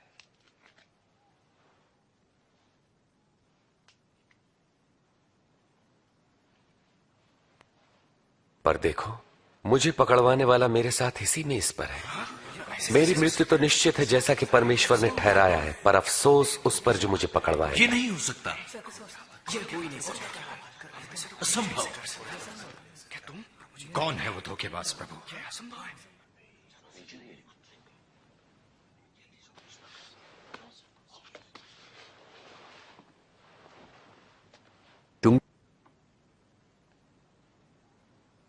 तुम में सबसे बड़ा सबसे छोटे की तरह बने और अगुआ सेवक के समान। बड़ा कौन है, वो जो भोजन पर बैठा है या वो जो सेवा करता है? हां, वही जो मेज पर बैठा है। परंतु मैं तुम्हारे बीच सेवक की तरह हूं। मेरी सभी परीक्षाओं में तुम मेरे साथ रहे, और जैसा मेरे पिता ने मुझे राज्य करने का अधिकार दिया, यह अधिकार मैं तुम्हें देता हूं। तुम मेरे राज्य में मेरी मेज पर भोजन करोगे और तुम सिंहासनों पर बैठकर इज़राइल के 12 गोत्रों पर राज्य करोगे। तब तो कोई धोखेबाज नहीं। शिमोन, शिमोन सुनो, शैतान तुम सबकी परीक्षा लेना चाहता है कि अच्छे को बुरे से अलग करे, जैसे किसान गेहूं को भूसी से अलग करता है। परंतु मैंने प्रार्थना की है कि तुम्हारा विश्वास न डगमगाए, और जब तुम मेरी ओर लौटो तो अपने भाइयों को ढाढ़स बंधाना। प्रभु, मैं आपके साथ बंदी गृह जाने के लिए और मरने को भी तैयार हूं। मैं कहता हूं पतरस कि आज मुर्गे के बांग देने से पहले तुम 3 बार इनकार करोगे कि मुझे नहीं जानते।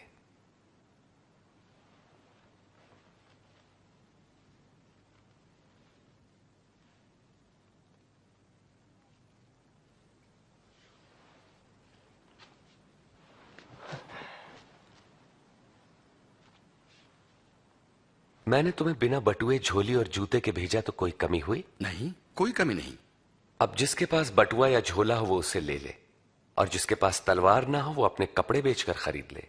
मैं कहता हूं, धर्मशास्त्र में लिखा है वो अपराधियों में गिना जाएगा, और मेरे विषय में लिखा सब पूरा हो रहा है।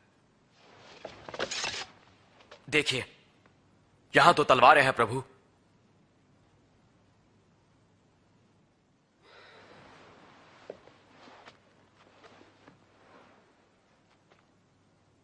बहुत है। और प्रभु यीशु से छुटकारा पाने के लिए धर्म गुरुओं की एक सभा हुई। तब शैतान यहूदा इस्करियोती में समा गया, जो 12 शिष्यों में से एक था। उसने धार्मिक गुरुओं के साथ मिलकर प्रभु यीशु को पकड़वाने का षड्यंत्र रचा। प्रभु यीशु प्रार्थना करने यरूशलेम से जैतून के पहाड़ पर गए।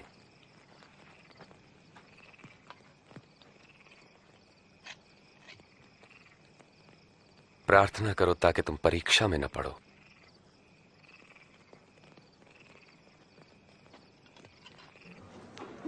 यहूदा इस्करियोती ने केवल 30 चांदी के सिक्कों के लिए प्रभु यीशु से विश्वासघात किया। प्रभु यीशु जानते थे कि मानव जाति के पापों के लिए उनके प्राण देने की घड़ी आ पहुंची है, और वे प्रार्थना करने लगे।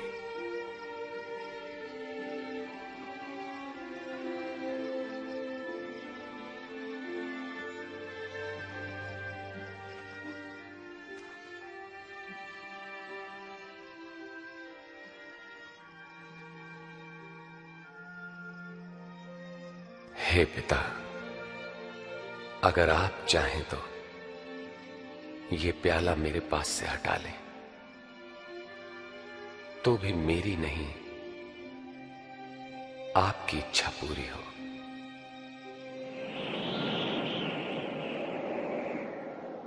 और प्रभु यीशु को सामर्थ्य देने के लिए एक स्वर्गदूत प्रकट हुआ, और उनका पसीना लहू की बड़ी बड़ी बूंदें बनकर भूमि पर गिर रहा था।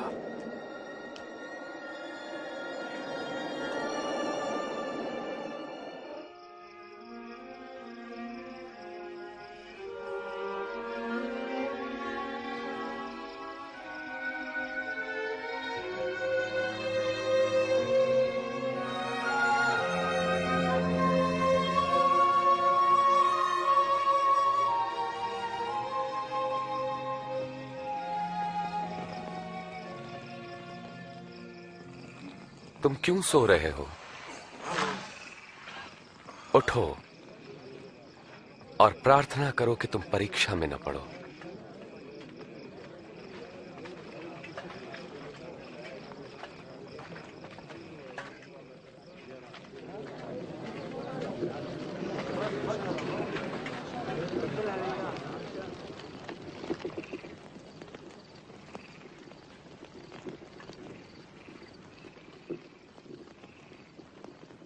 यहूदा,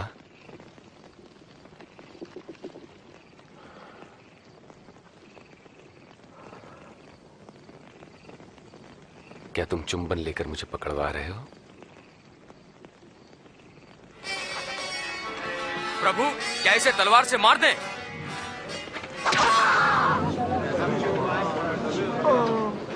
चलो इसे पकड़ लो। बस बहुत हो गया।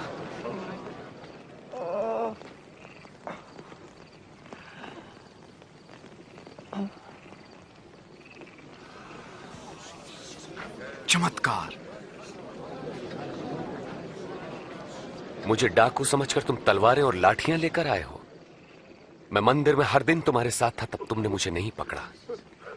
ये तुम्हारे सक्रिय होने की घड़ी है, जबकि अंधकार का साम्राज्य है।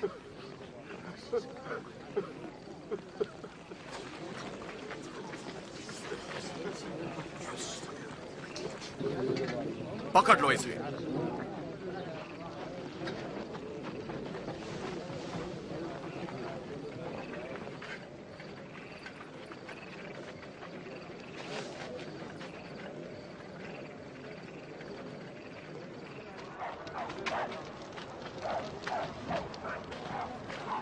इस पे निगरानी रखो।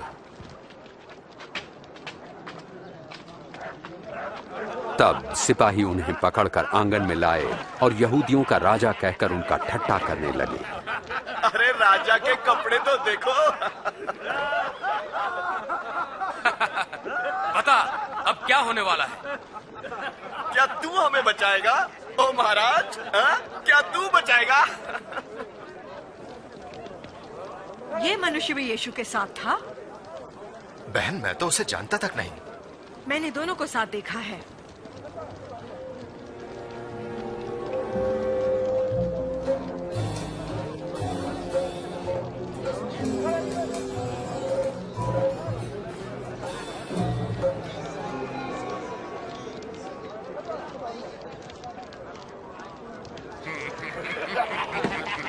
हम तो तेरे नौकर हैं। बड़े बनते थे, अब कैसा लगता है? तू भी तो उनमें से एक है। वो मैं नहीं।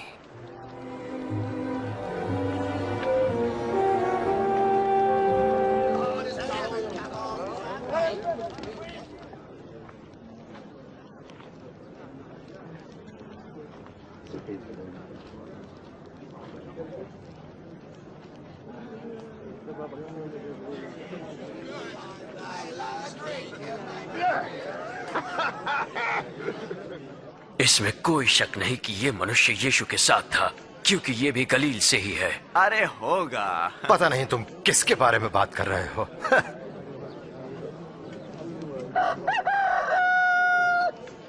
प्रभु यीशु ने मुड़कर सीधे पतरस को देखा।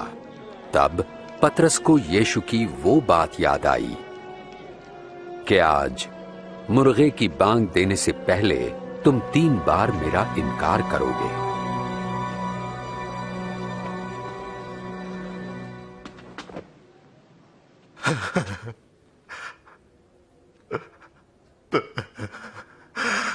प्रभु जी, हम विनती करते हैं कि आप अपनी महानता के अनुसार हम पर दया करें। प्रभु, जब हमारे पूर्वजों ने आपका विरोध किया तब आप उनसे क्रोधित थे, फिर भी उनका नाश नहीं किया, परंतु क्षमा किया। आपने अपने प्रेम, वाचा तथा विश्वास योग्यता के कारण उन्हें क्षमा कर दिया।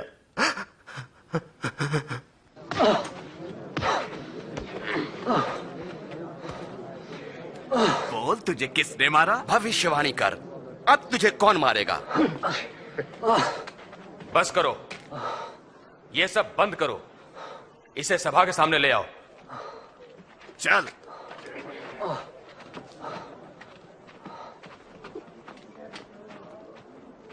प्रभु यीशु से पूछताछ के लिए धर्म गुरुओं ने एक सभा बुलाई।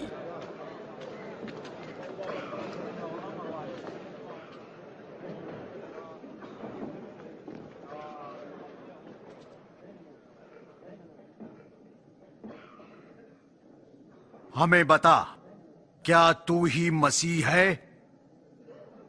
यदि मैं बताऊंगा तो तुम विश्वास न करोगे। यदि मैं तुमसे प्रश्न पूछूं तब तुम उत्तर न दे सकोगे।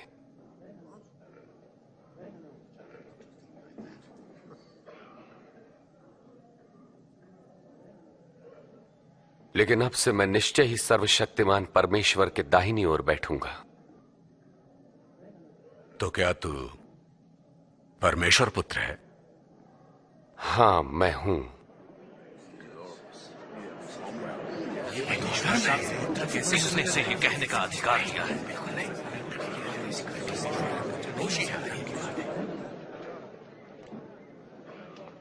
हमने खुद अपने कानों से सुना कि इसने क्या कहा।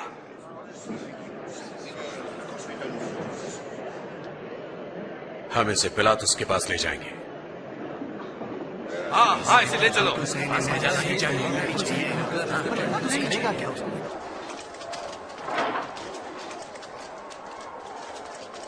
चलो।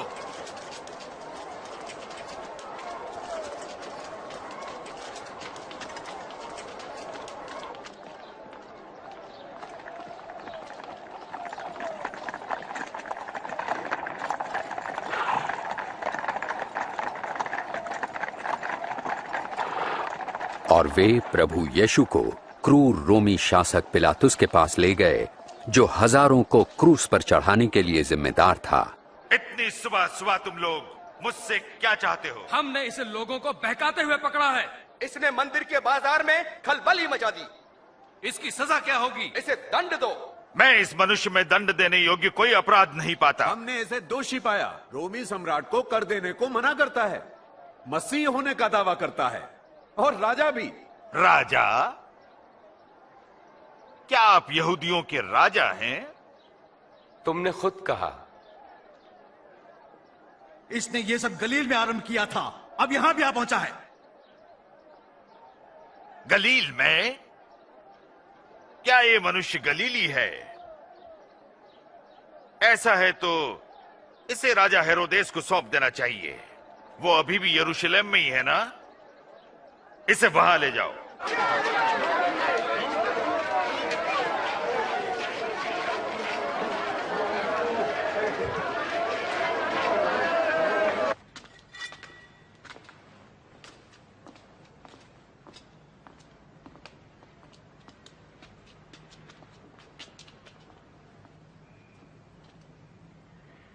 तो अपने विषय में क्या कहते हो तुम?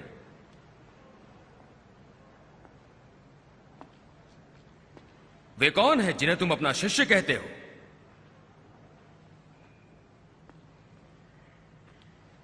मैंने बहुतों से सुना है कि तुम आश्चर्य कर्म भी करते हो।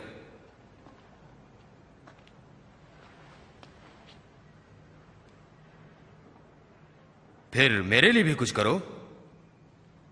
महाराज, ये सभी लोगों को बहका रहा है और अपने आप को राजा कहता है। ये मनुष्य राजा?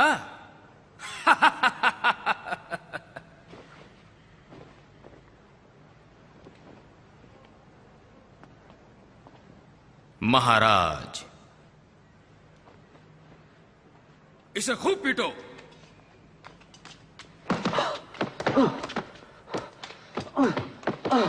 ले जाओ इसे पिलातुस के पास, ये उसी के प्रांत का है।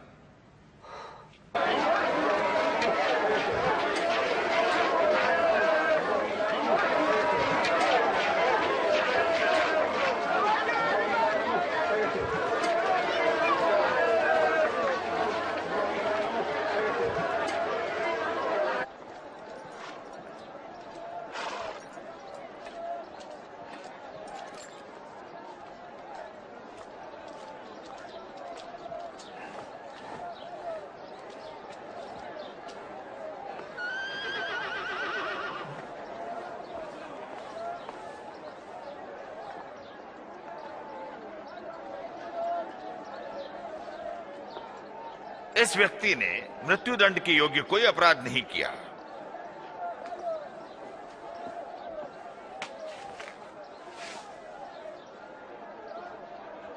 तो मैं इसे कोड़े लगवाकर छोड़े देता हूं। इस त्योहार के समय हमारे लिए आप एक आदमी को छोड़ने का अधिकार रखते हैं। हमारे लिए छोड़ दे। ठीक है। और इस मनुष्य को दंड दे। हाँ, हमें बरअब्बा चाहिए।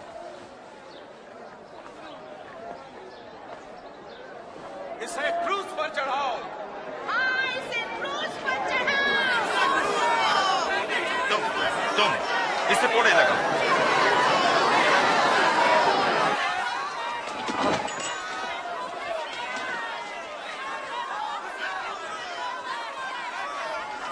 आप किसका इंतजार कर रहे हैं पिलातुस?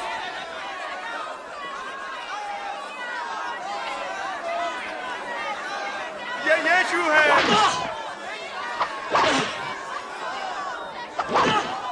उन्हें ऐसी पीड़ा क्यों देते हो? छोड़ दो, ये मसीह है।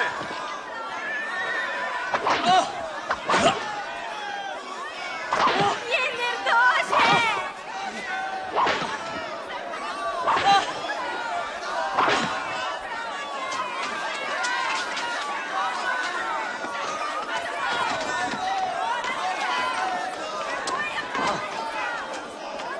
इसे उठाओ। वो जोर जोर से चिल्ला रहे थे कि यीशु को क्रूस पर चढ़ाया जाए, तो पिलातुस ने यीशु को मृत्युदंड दिया।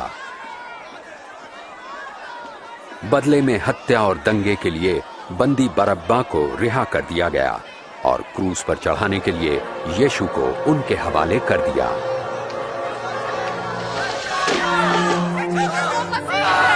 वापस जाओ, उससे दूर रहो, पीछे हटो, दूर रहो, उससे दूर रहो, पीछे हटो, पीछे हटो, पीछे हट जाओ, रास्ता खाली करो, हट जाओ,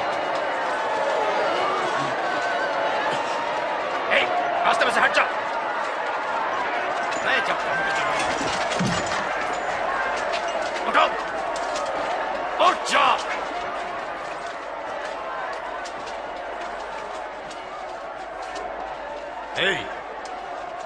क्या नाम है तुम्हारा? हजूर, मुझे शमौन कुरैनी कहते हैं। इधर आओ तुम। रस्सियां काटो।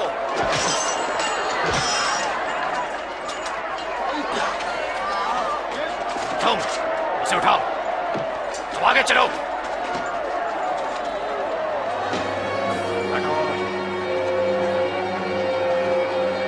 पीछे हटो, छोड़ो उसे।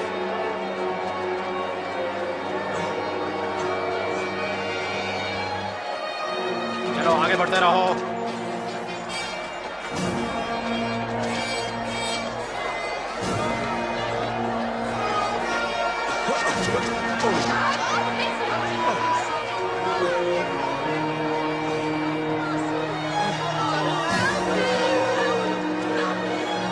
हटो, पीछे हटो।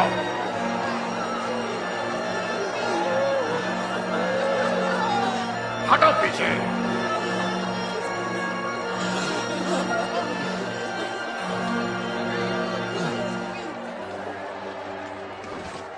हम आपके लिए रोते हैं प्रभु जी, इसे पीजिए प्रभु जी। पी लीजिए प्रभु जी।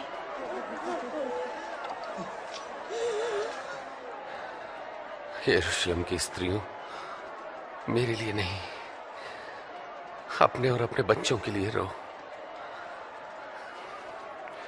जब ये लोग मेरे साथ ऐसा व्यवहार कर रहे हैं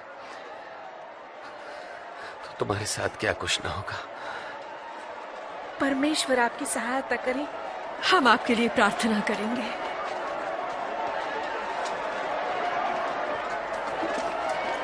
चलो, यहां खड़े रहो, चलते रहो, जल्दी जल्दी। अब तुम जाओ, चलते रहो, आगे बढ़ो, जल्दी से जल्दी से। अब तुम चलो चलो, अब तुम आगे बढ़ो, जल्दी।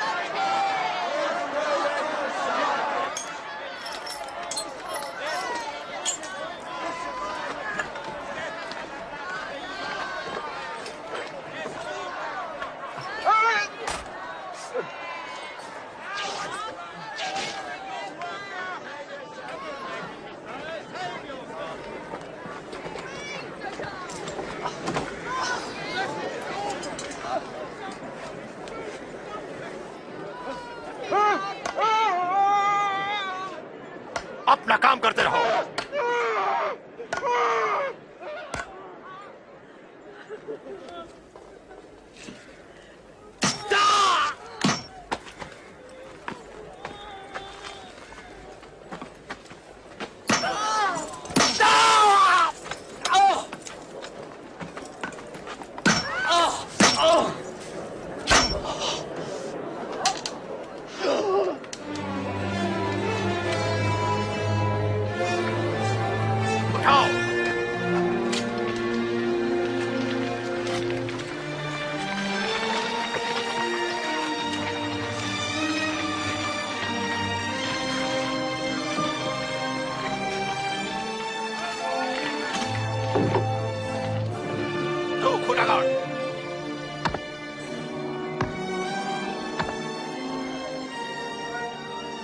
रस्से ढीले करो।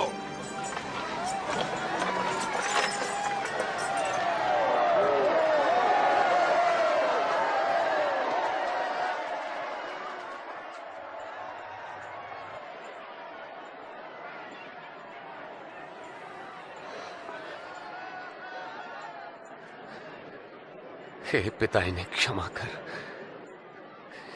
ये नहीं जानते कि क्या करते हैं।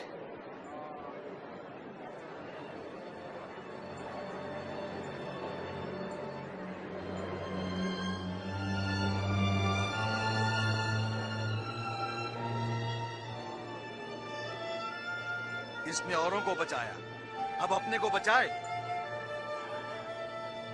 यदि तू मसीह है तो अपने आप को बचा। हाँ, क्रूस पर से उतरा। हमारे सामने भी एक आश्चर्य कर्म करे।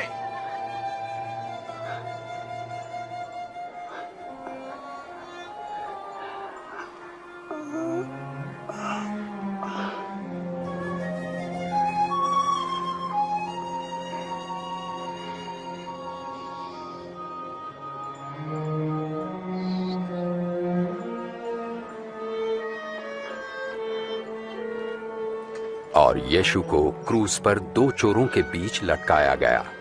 इस प्रकार परमेश्वर के भविष्यवक्ताओं द्वारा सैकड़ों वर्ष पूर्व की गई भविष्यवाणी पूरी हुई। ये कपड़ा किसी मामूली आदमी का नहीं। रहने दो, नहीं इसे मत फाड़ो, मैं बताता हूँ इसका क्या करें। चलो पर्चियां डालें। अच्छा, पर्ची डाल के देखते हैं। ये मेरा नंबर तो आया, देखो तो नंबर तो देख। अरे तुझे मिल गया, अब तू इसका क्या करेगा?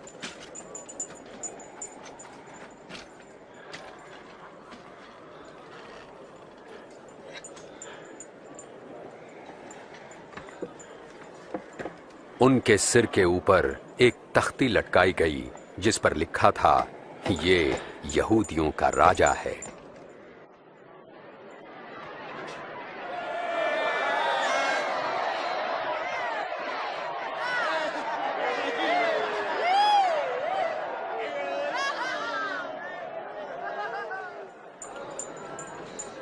यदि तू यहूदियों का राजा है तो बचा ले अपने आप को।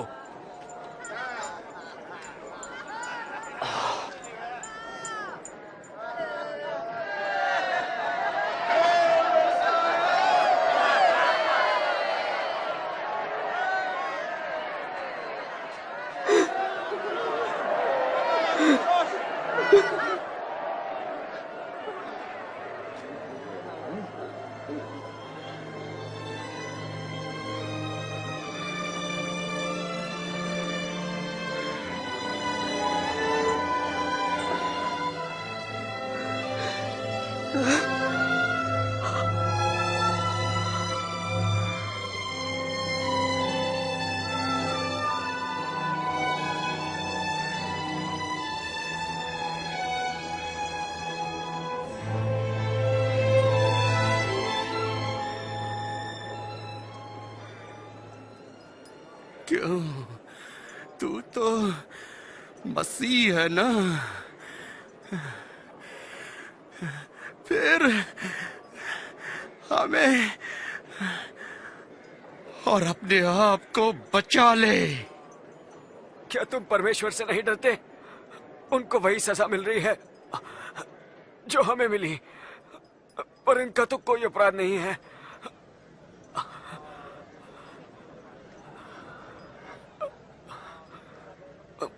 मुझे याद रखना यीशु जी, जब आप अपने राज्य में आएंगे। मैं वचन देता हूं कि तुम आज ही स्वर्ग में होगे मेरे साथ।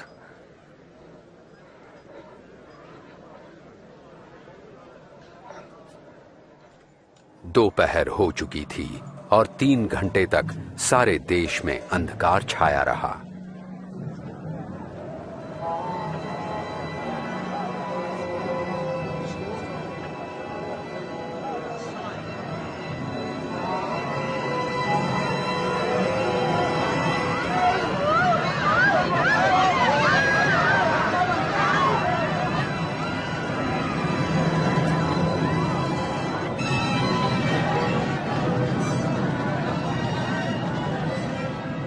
और मंदिर का पर्दा ऊपर से लेकर नीचे तक हट गया।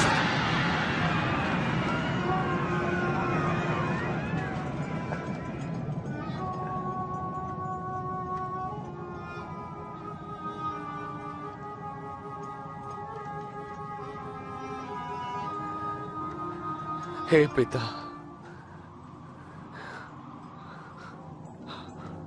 आपके हाथों में मैं अपनी आत्मा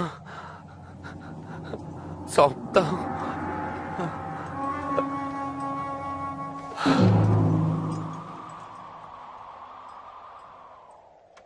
सैनिकों के सूबेदार ने ये देखकर परमेश्वर की बड़ाई करते हुए कहा, परमेश्वर की महिमा हो। निश्चय ही ये एक धर्मी मनुष्य थे।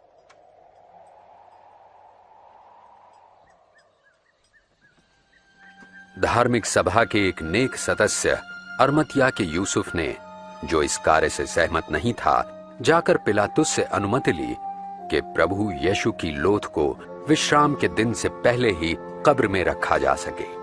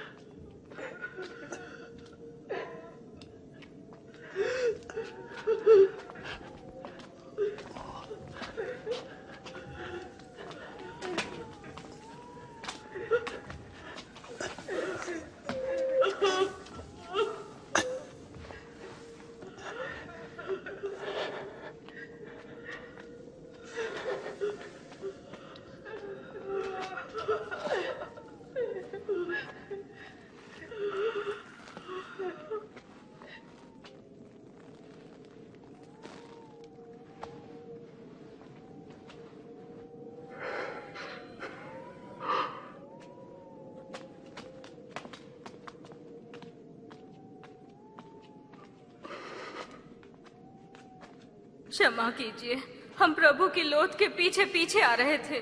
आप सभी आ सकते हैं, मगर चलें, विश्राम दिन शुरू होने वाला है।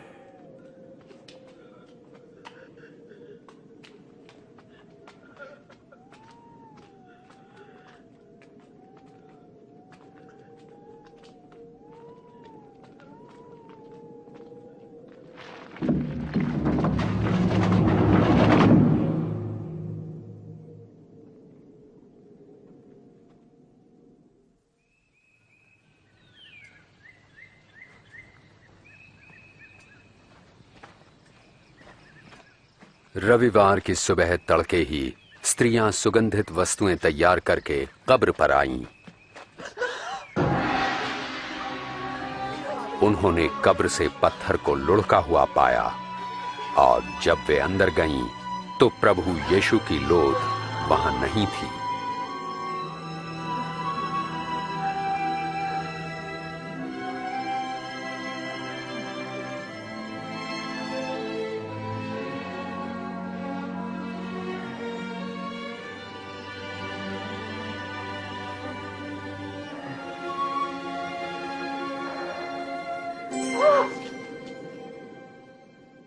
तुम जीवित को मरे हुओं में क्यों ढूंढती हो? वे यहां नहीं हैं पर जी उठे हैं।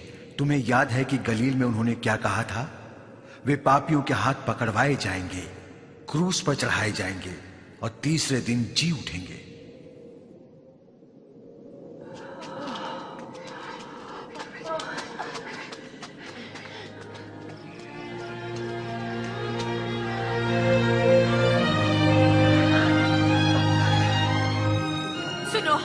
कब्र का पत्थर लुढ़का हुआ था। हम अंदर गए पर हमारे प्रभु का शव वहां नहीं है। क्या प्रभु का शव नहीं है? और दो मनुष्य हमें दिखे, स्वर्गदूत चमकते सूर्य समान, और हमसे ये कहा, तुम जीवित को मृतकों में क्यों ढूंढती हो? ये सच है। विश्वास कीजिए, विश्वास कीजिए। हमने उनको देखा, आप भी जाकर देखें। कब्र खाली है, प्रभु वहां नहीं है। पतरस, आप हमारा विश्वास करें।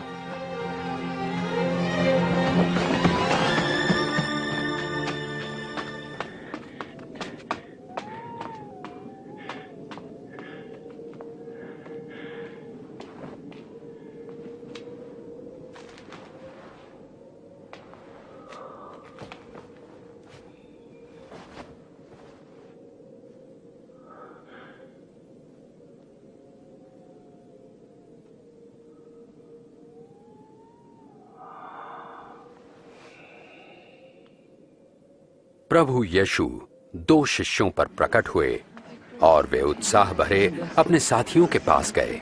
प्रभु सच में जी उठे हैं, वे पतरस को दिखाई दिए। हम जब रास्ते में थे उन्हें नहीं पहचान सके, पर रोटी तोड़ने पर ही हमने उन्हें पहचाना। इम्माउस में वे वहां कैसे पहुंच गए?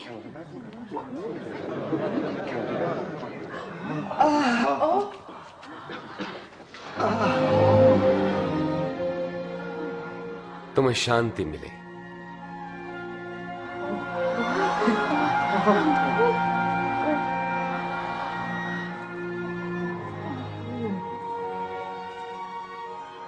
तुम क्यों इतनी चिंतित हो? तुम्हारे मन में शंका क्यों उठ रही है? देखो मेरे हाथ और मेरे पांव और जान लो कि ये मैं ही हूं। मुझे छुओ तो पहचान लोगे, क्योंकि आत्मा के हड्डी और मांस नहीं होता जैसा मुझ में देखते हो। मैं यही बातें तो करता था जब तुम्हारे साथ था कि मेरे विषय में मूसा की व्यवस्था, भविष्यवक्ता के लेखों और भजन संहिता में लिखा सब पूरा होना था। यही तो लिखा है कि मसीह को दुख उठाना और तीसरे दिन मृतकों में से जी उठना है। उनके नाम से पश्चाताप और पाप क्षमा का संदेश यरूशलेम से लेकर सारे संसार में प्रचारित किया जाएगा। तुम इन सब बातों के साक्षी हो और मैं स्वयं अपने पिता का वचन तुम्हारे लिए पूरा करूंगा। स्वर्ग से सामर्थ्य पाने तक यरूशलेम में ही प्रतीक्षा करते रहना।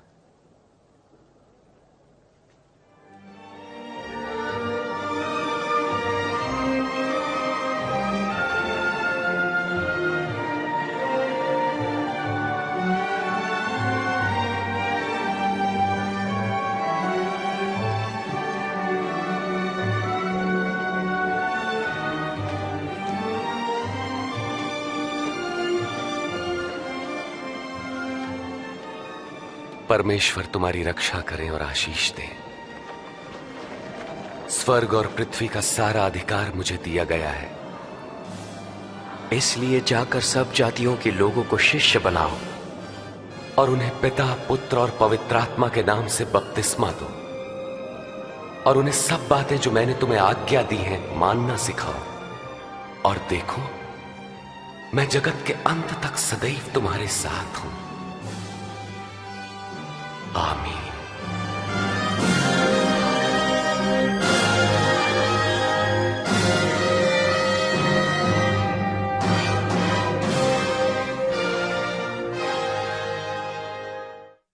जो यीशु के शिष्य बनने का निर्णय लेते हैं वे यीशु के साथ अपने संबंध की शुरुआत इन शब्दों के इस्तेमाल से कर सकते हैं। पिता परमेश्वर, आप धर्मी हैं। मैं धन्यवाद देता हूं कि आप मुझसे प्रेम करते हैं। मुझे इस बात का पछतावा है कि मैंने आपकी आज्ञाओं को नहीं माना और आपके विरुद्ध पाप किया। मैं धन्यवाद देता हूं कि आपने यीशु को क्रूस पर मेरी जगह मरने के लिए भेजा और वो तीसरे दिन जी उठा। मैं धन्यवाद देता हूं कि उसने मेरे बदले मेरे पापों का दंड सहा।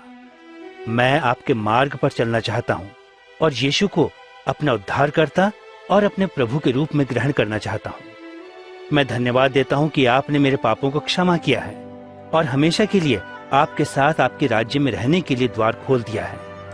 मैं विनती करता हूं कि अपनी पवित्र आत्मा मुझे दे ताकि वो मेरे साथ रहे और मुझे आपका मार्ग दिखाए।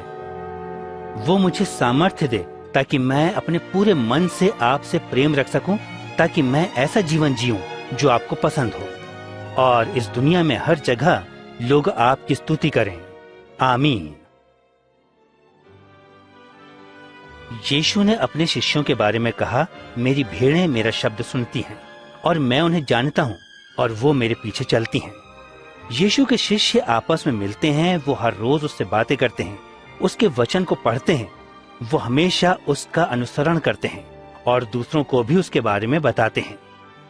यीशु उनका मार्गदर्शन करता है और परमेश्वर के आत्मा के द्वारा जो उनके हृदय में रहता है उन्हें सामर्थ्य प्रदान करता है। हमेशा उस बात को अपने मन में याद रखें जो उसने स्वर्ग पर जाते समय कही थी। परमेश्वर ने मुझे स्वर्ग और पृथ्वी का अधिकार दिया है। विश्वास रखो, मैं हमेशा तुम्हारे साथ इस जगत के अंत तक हूँ।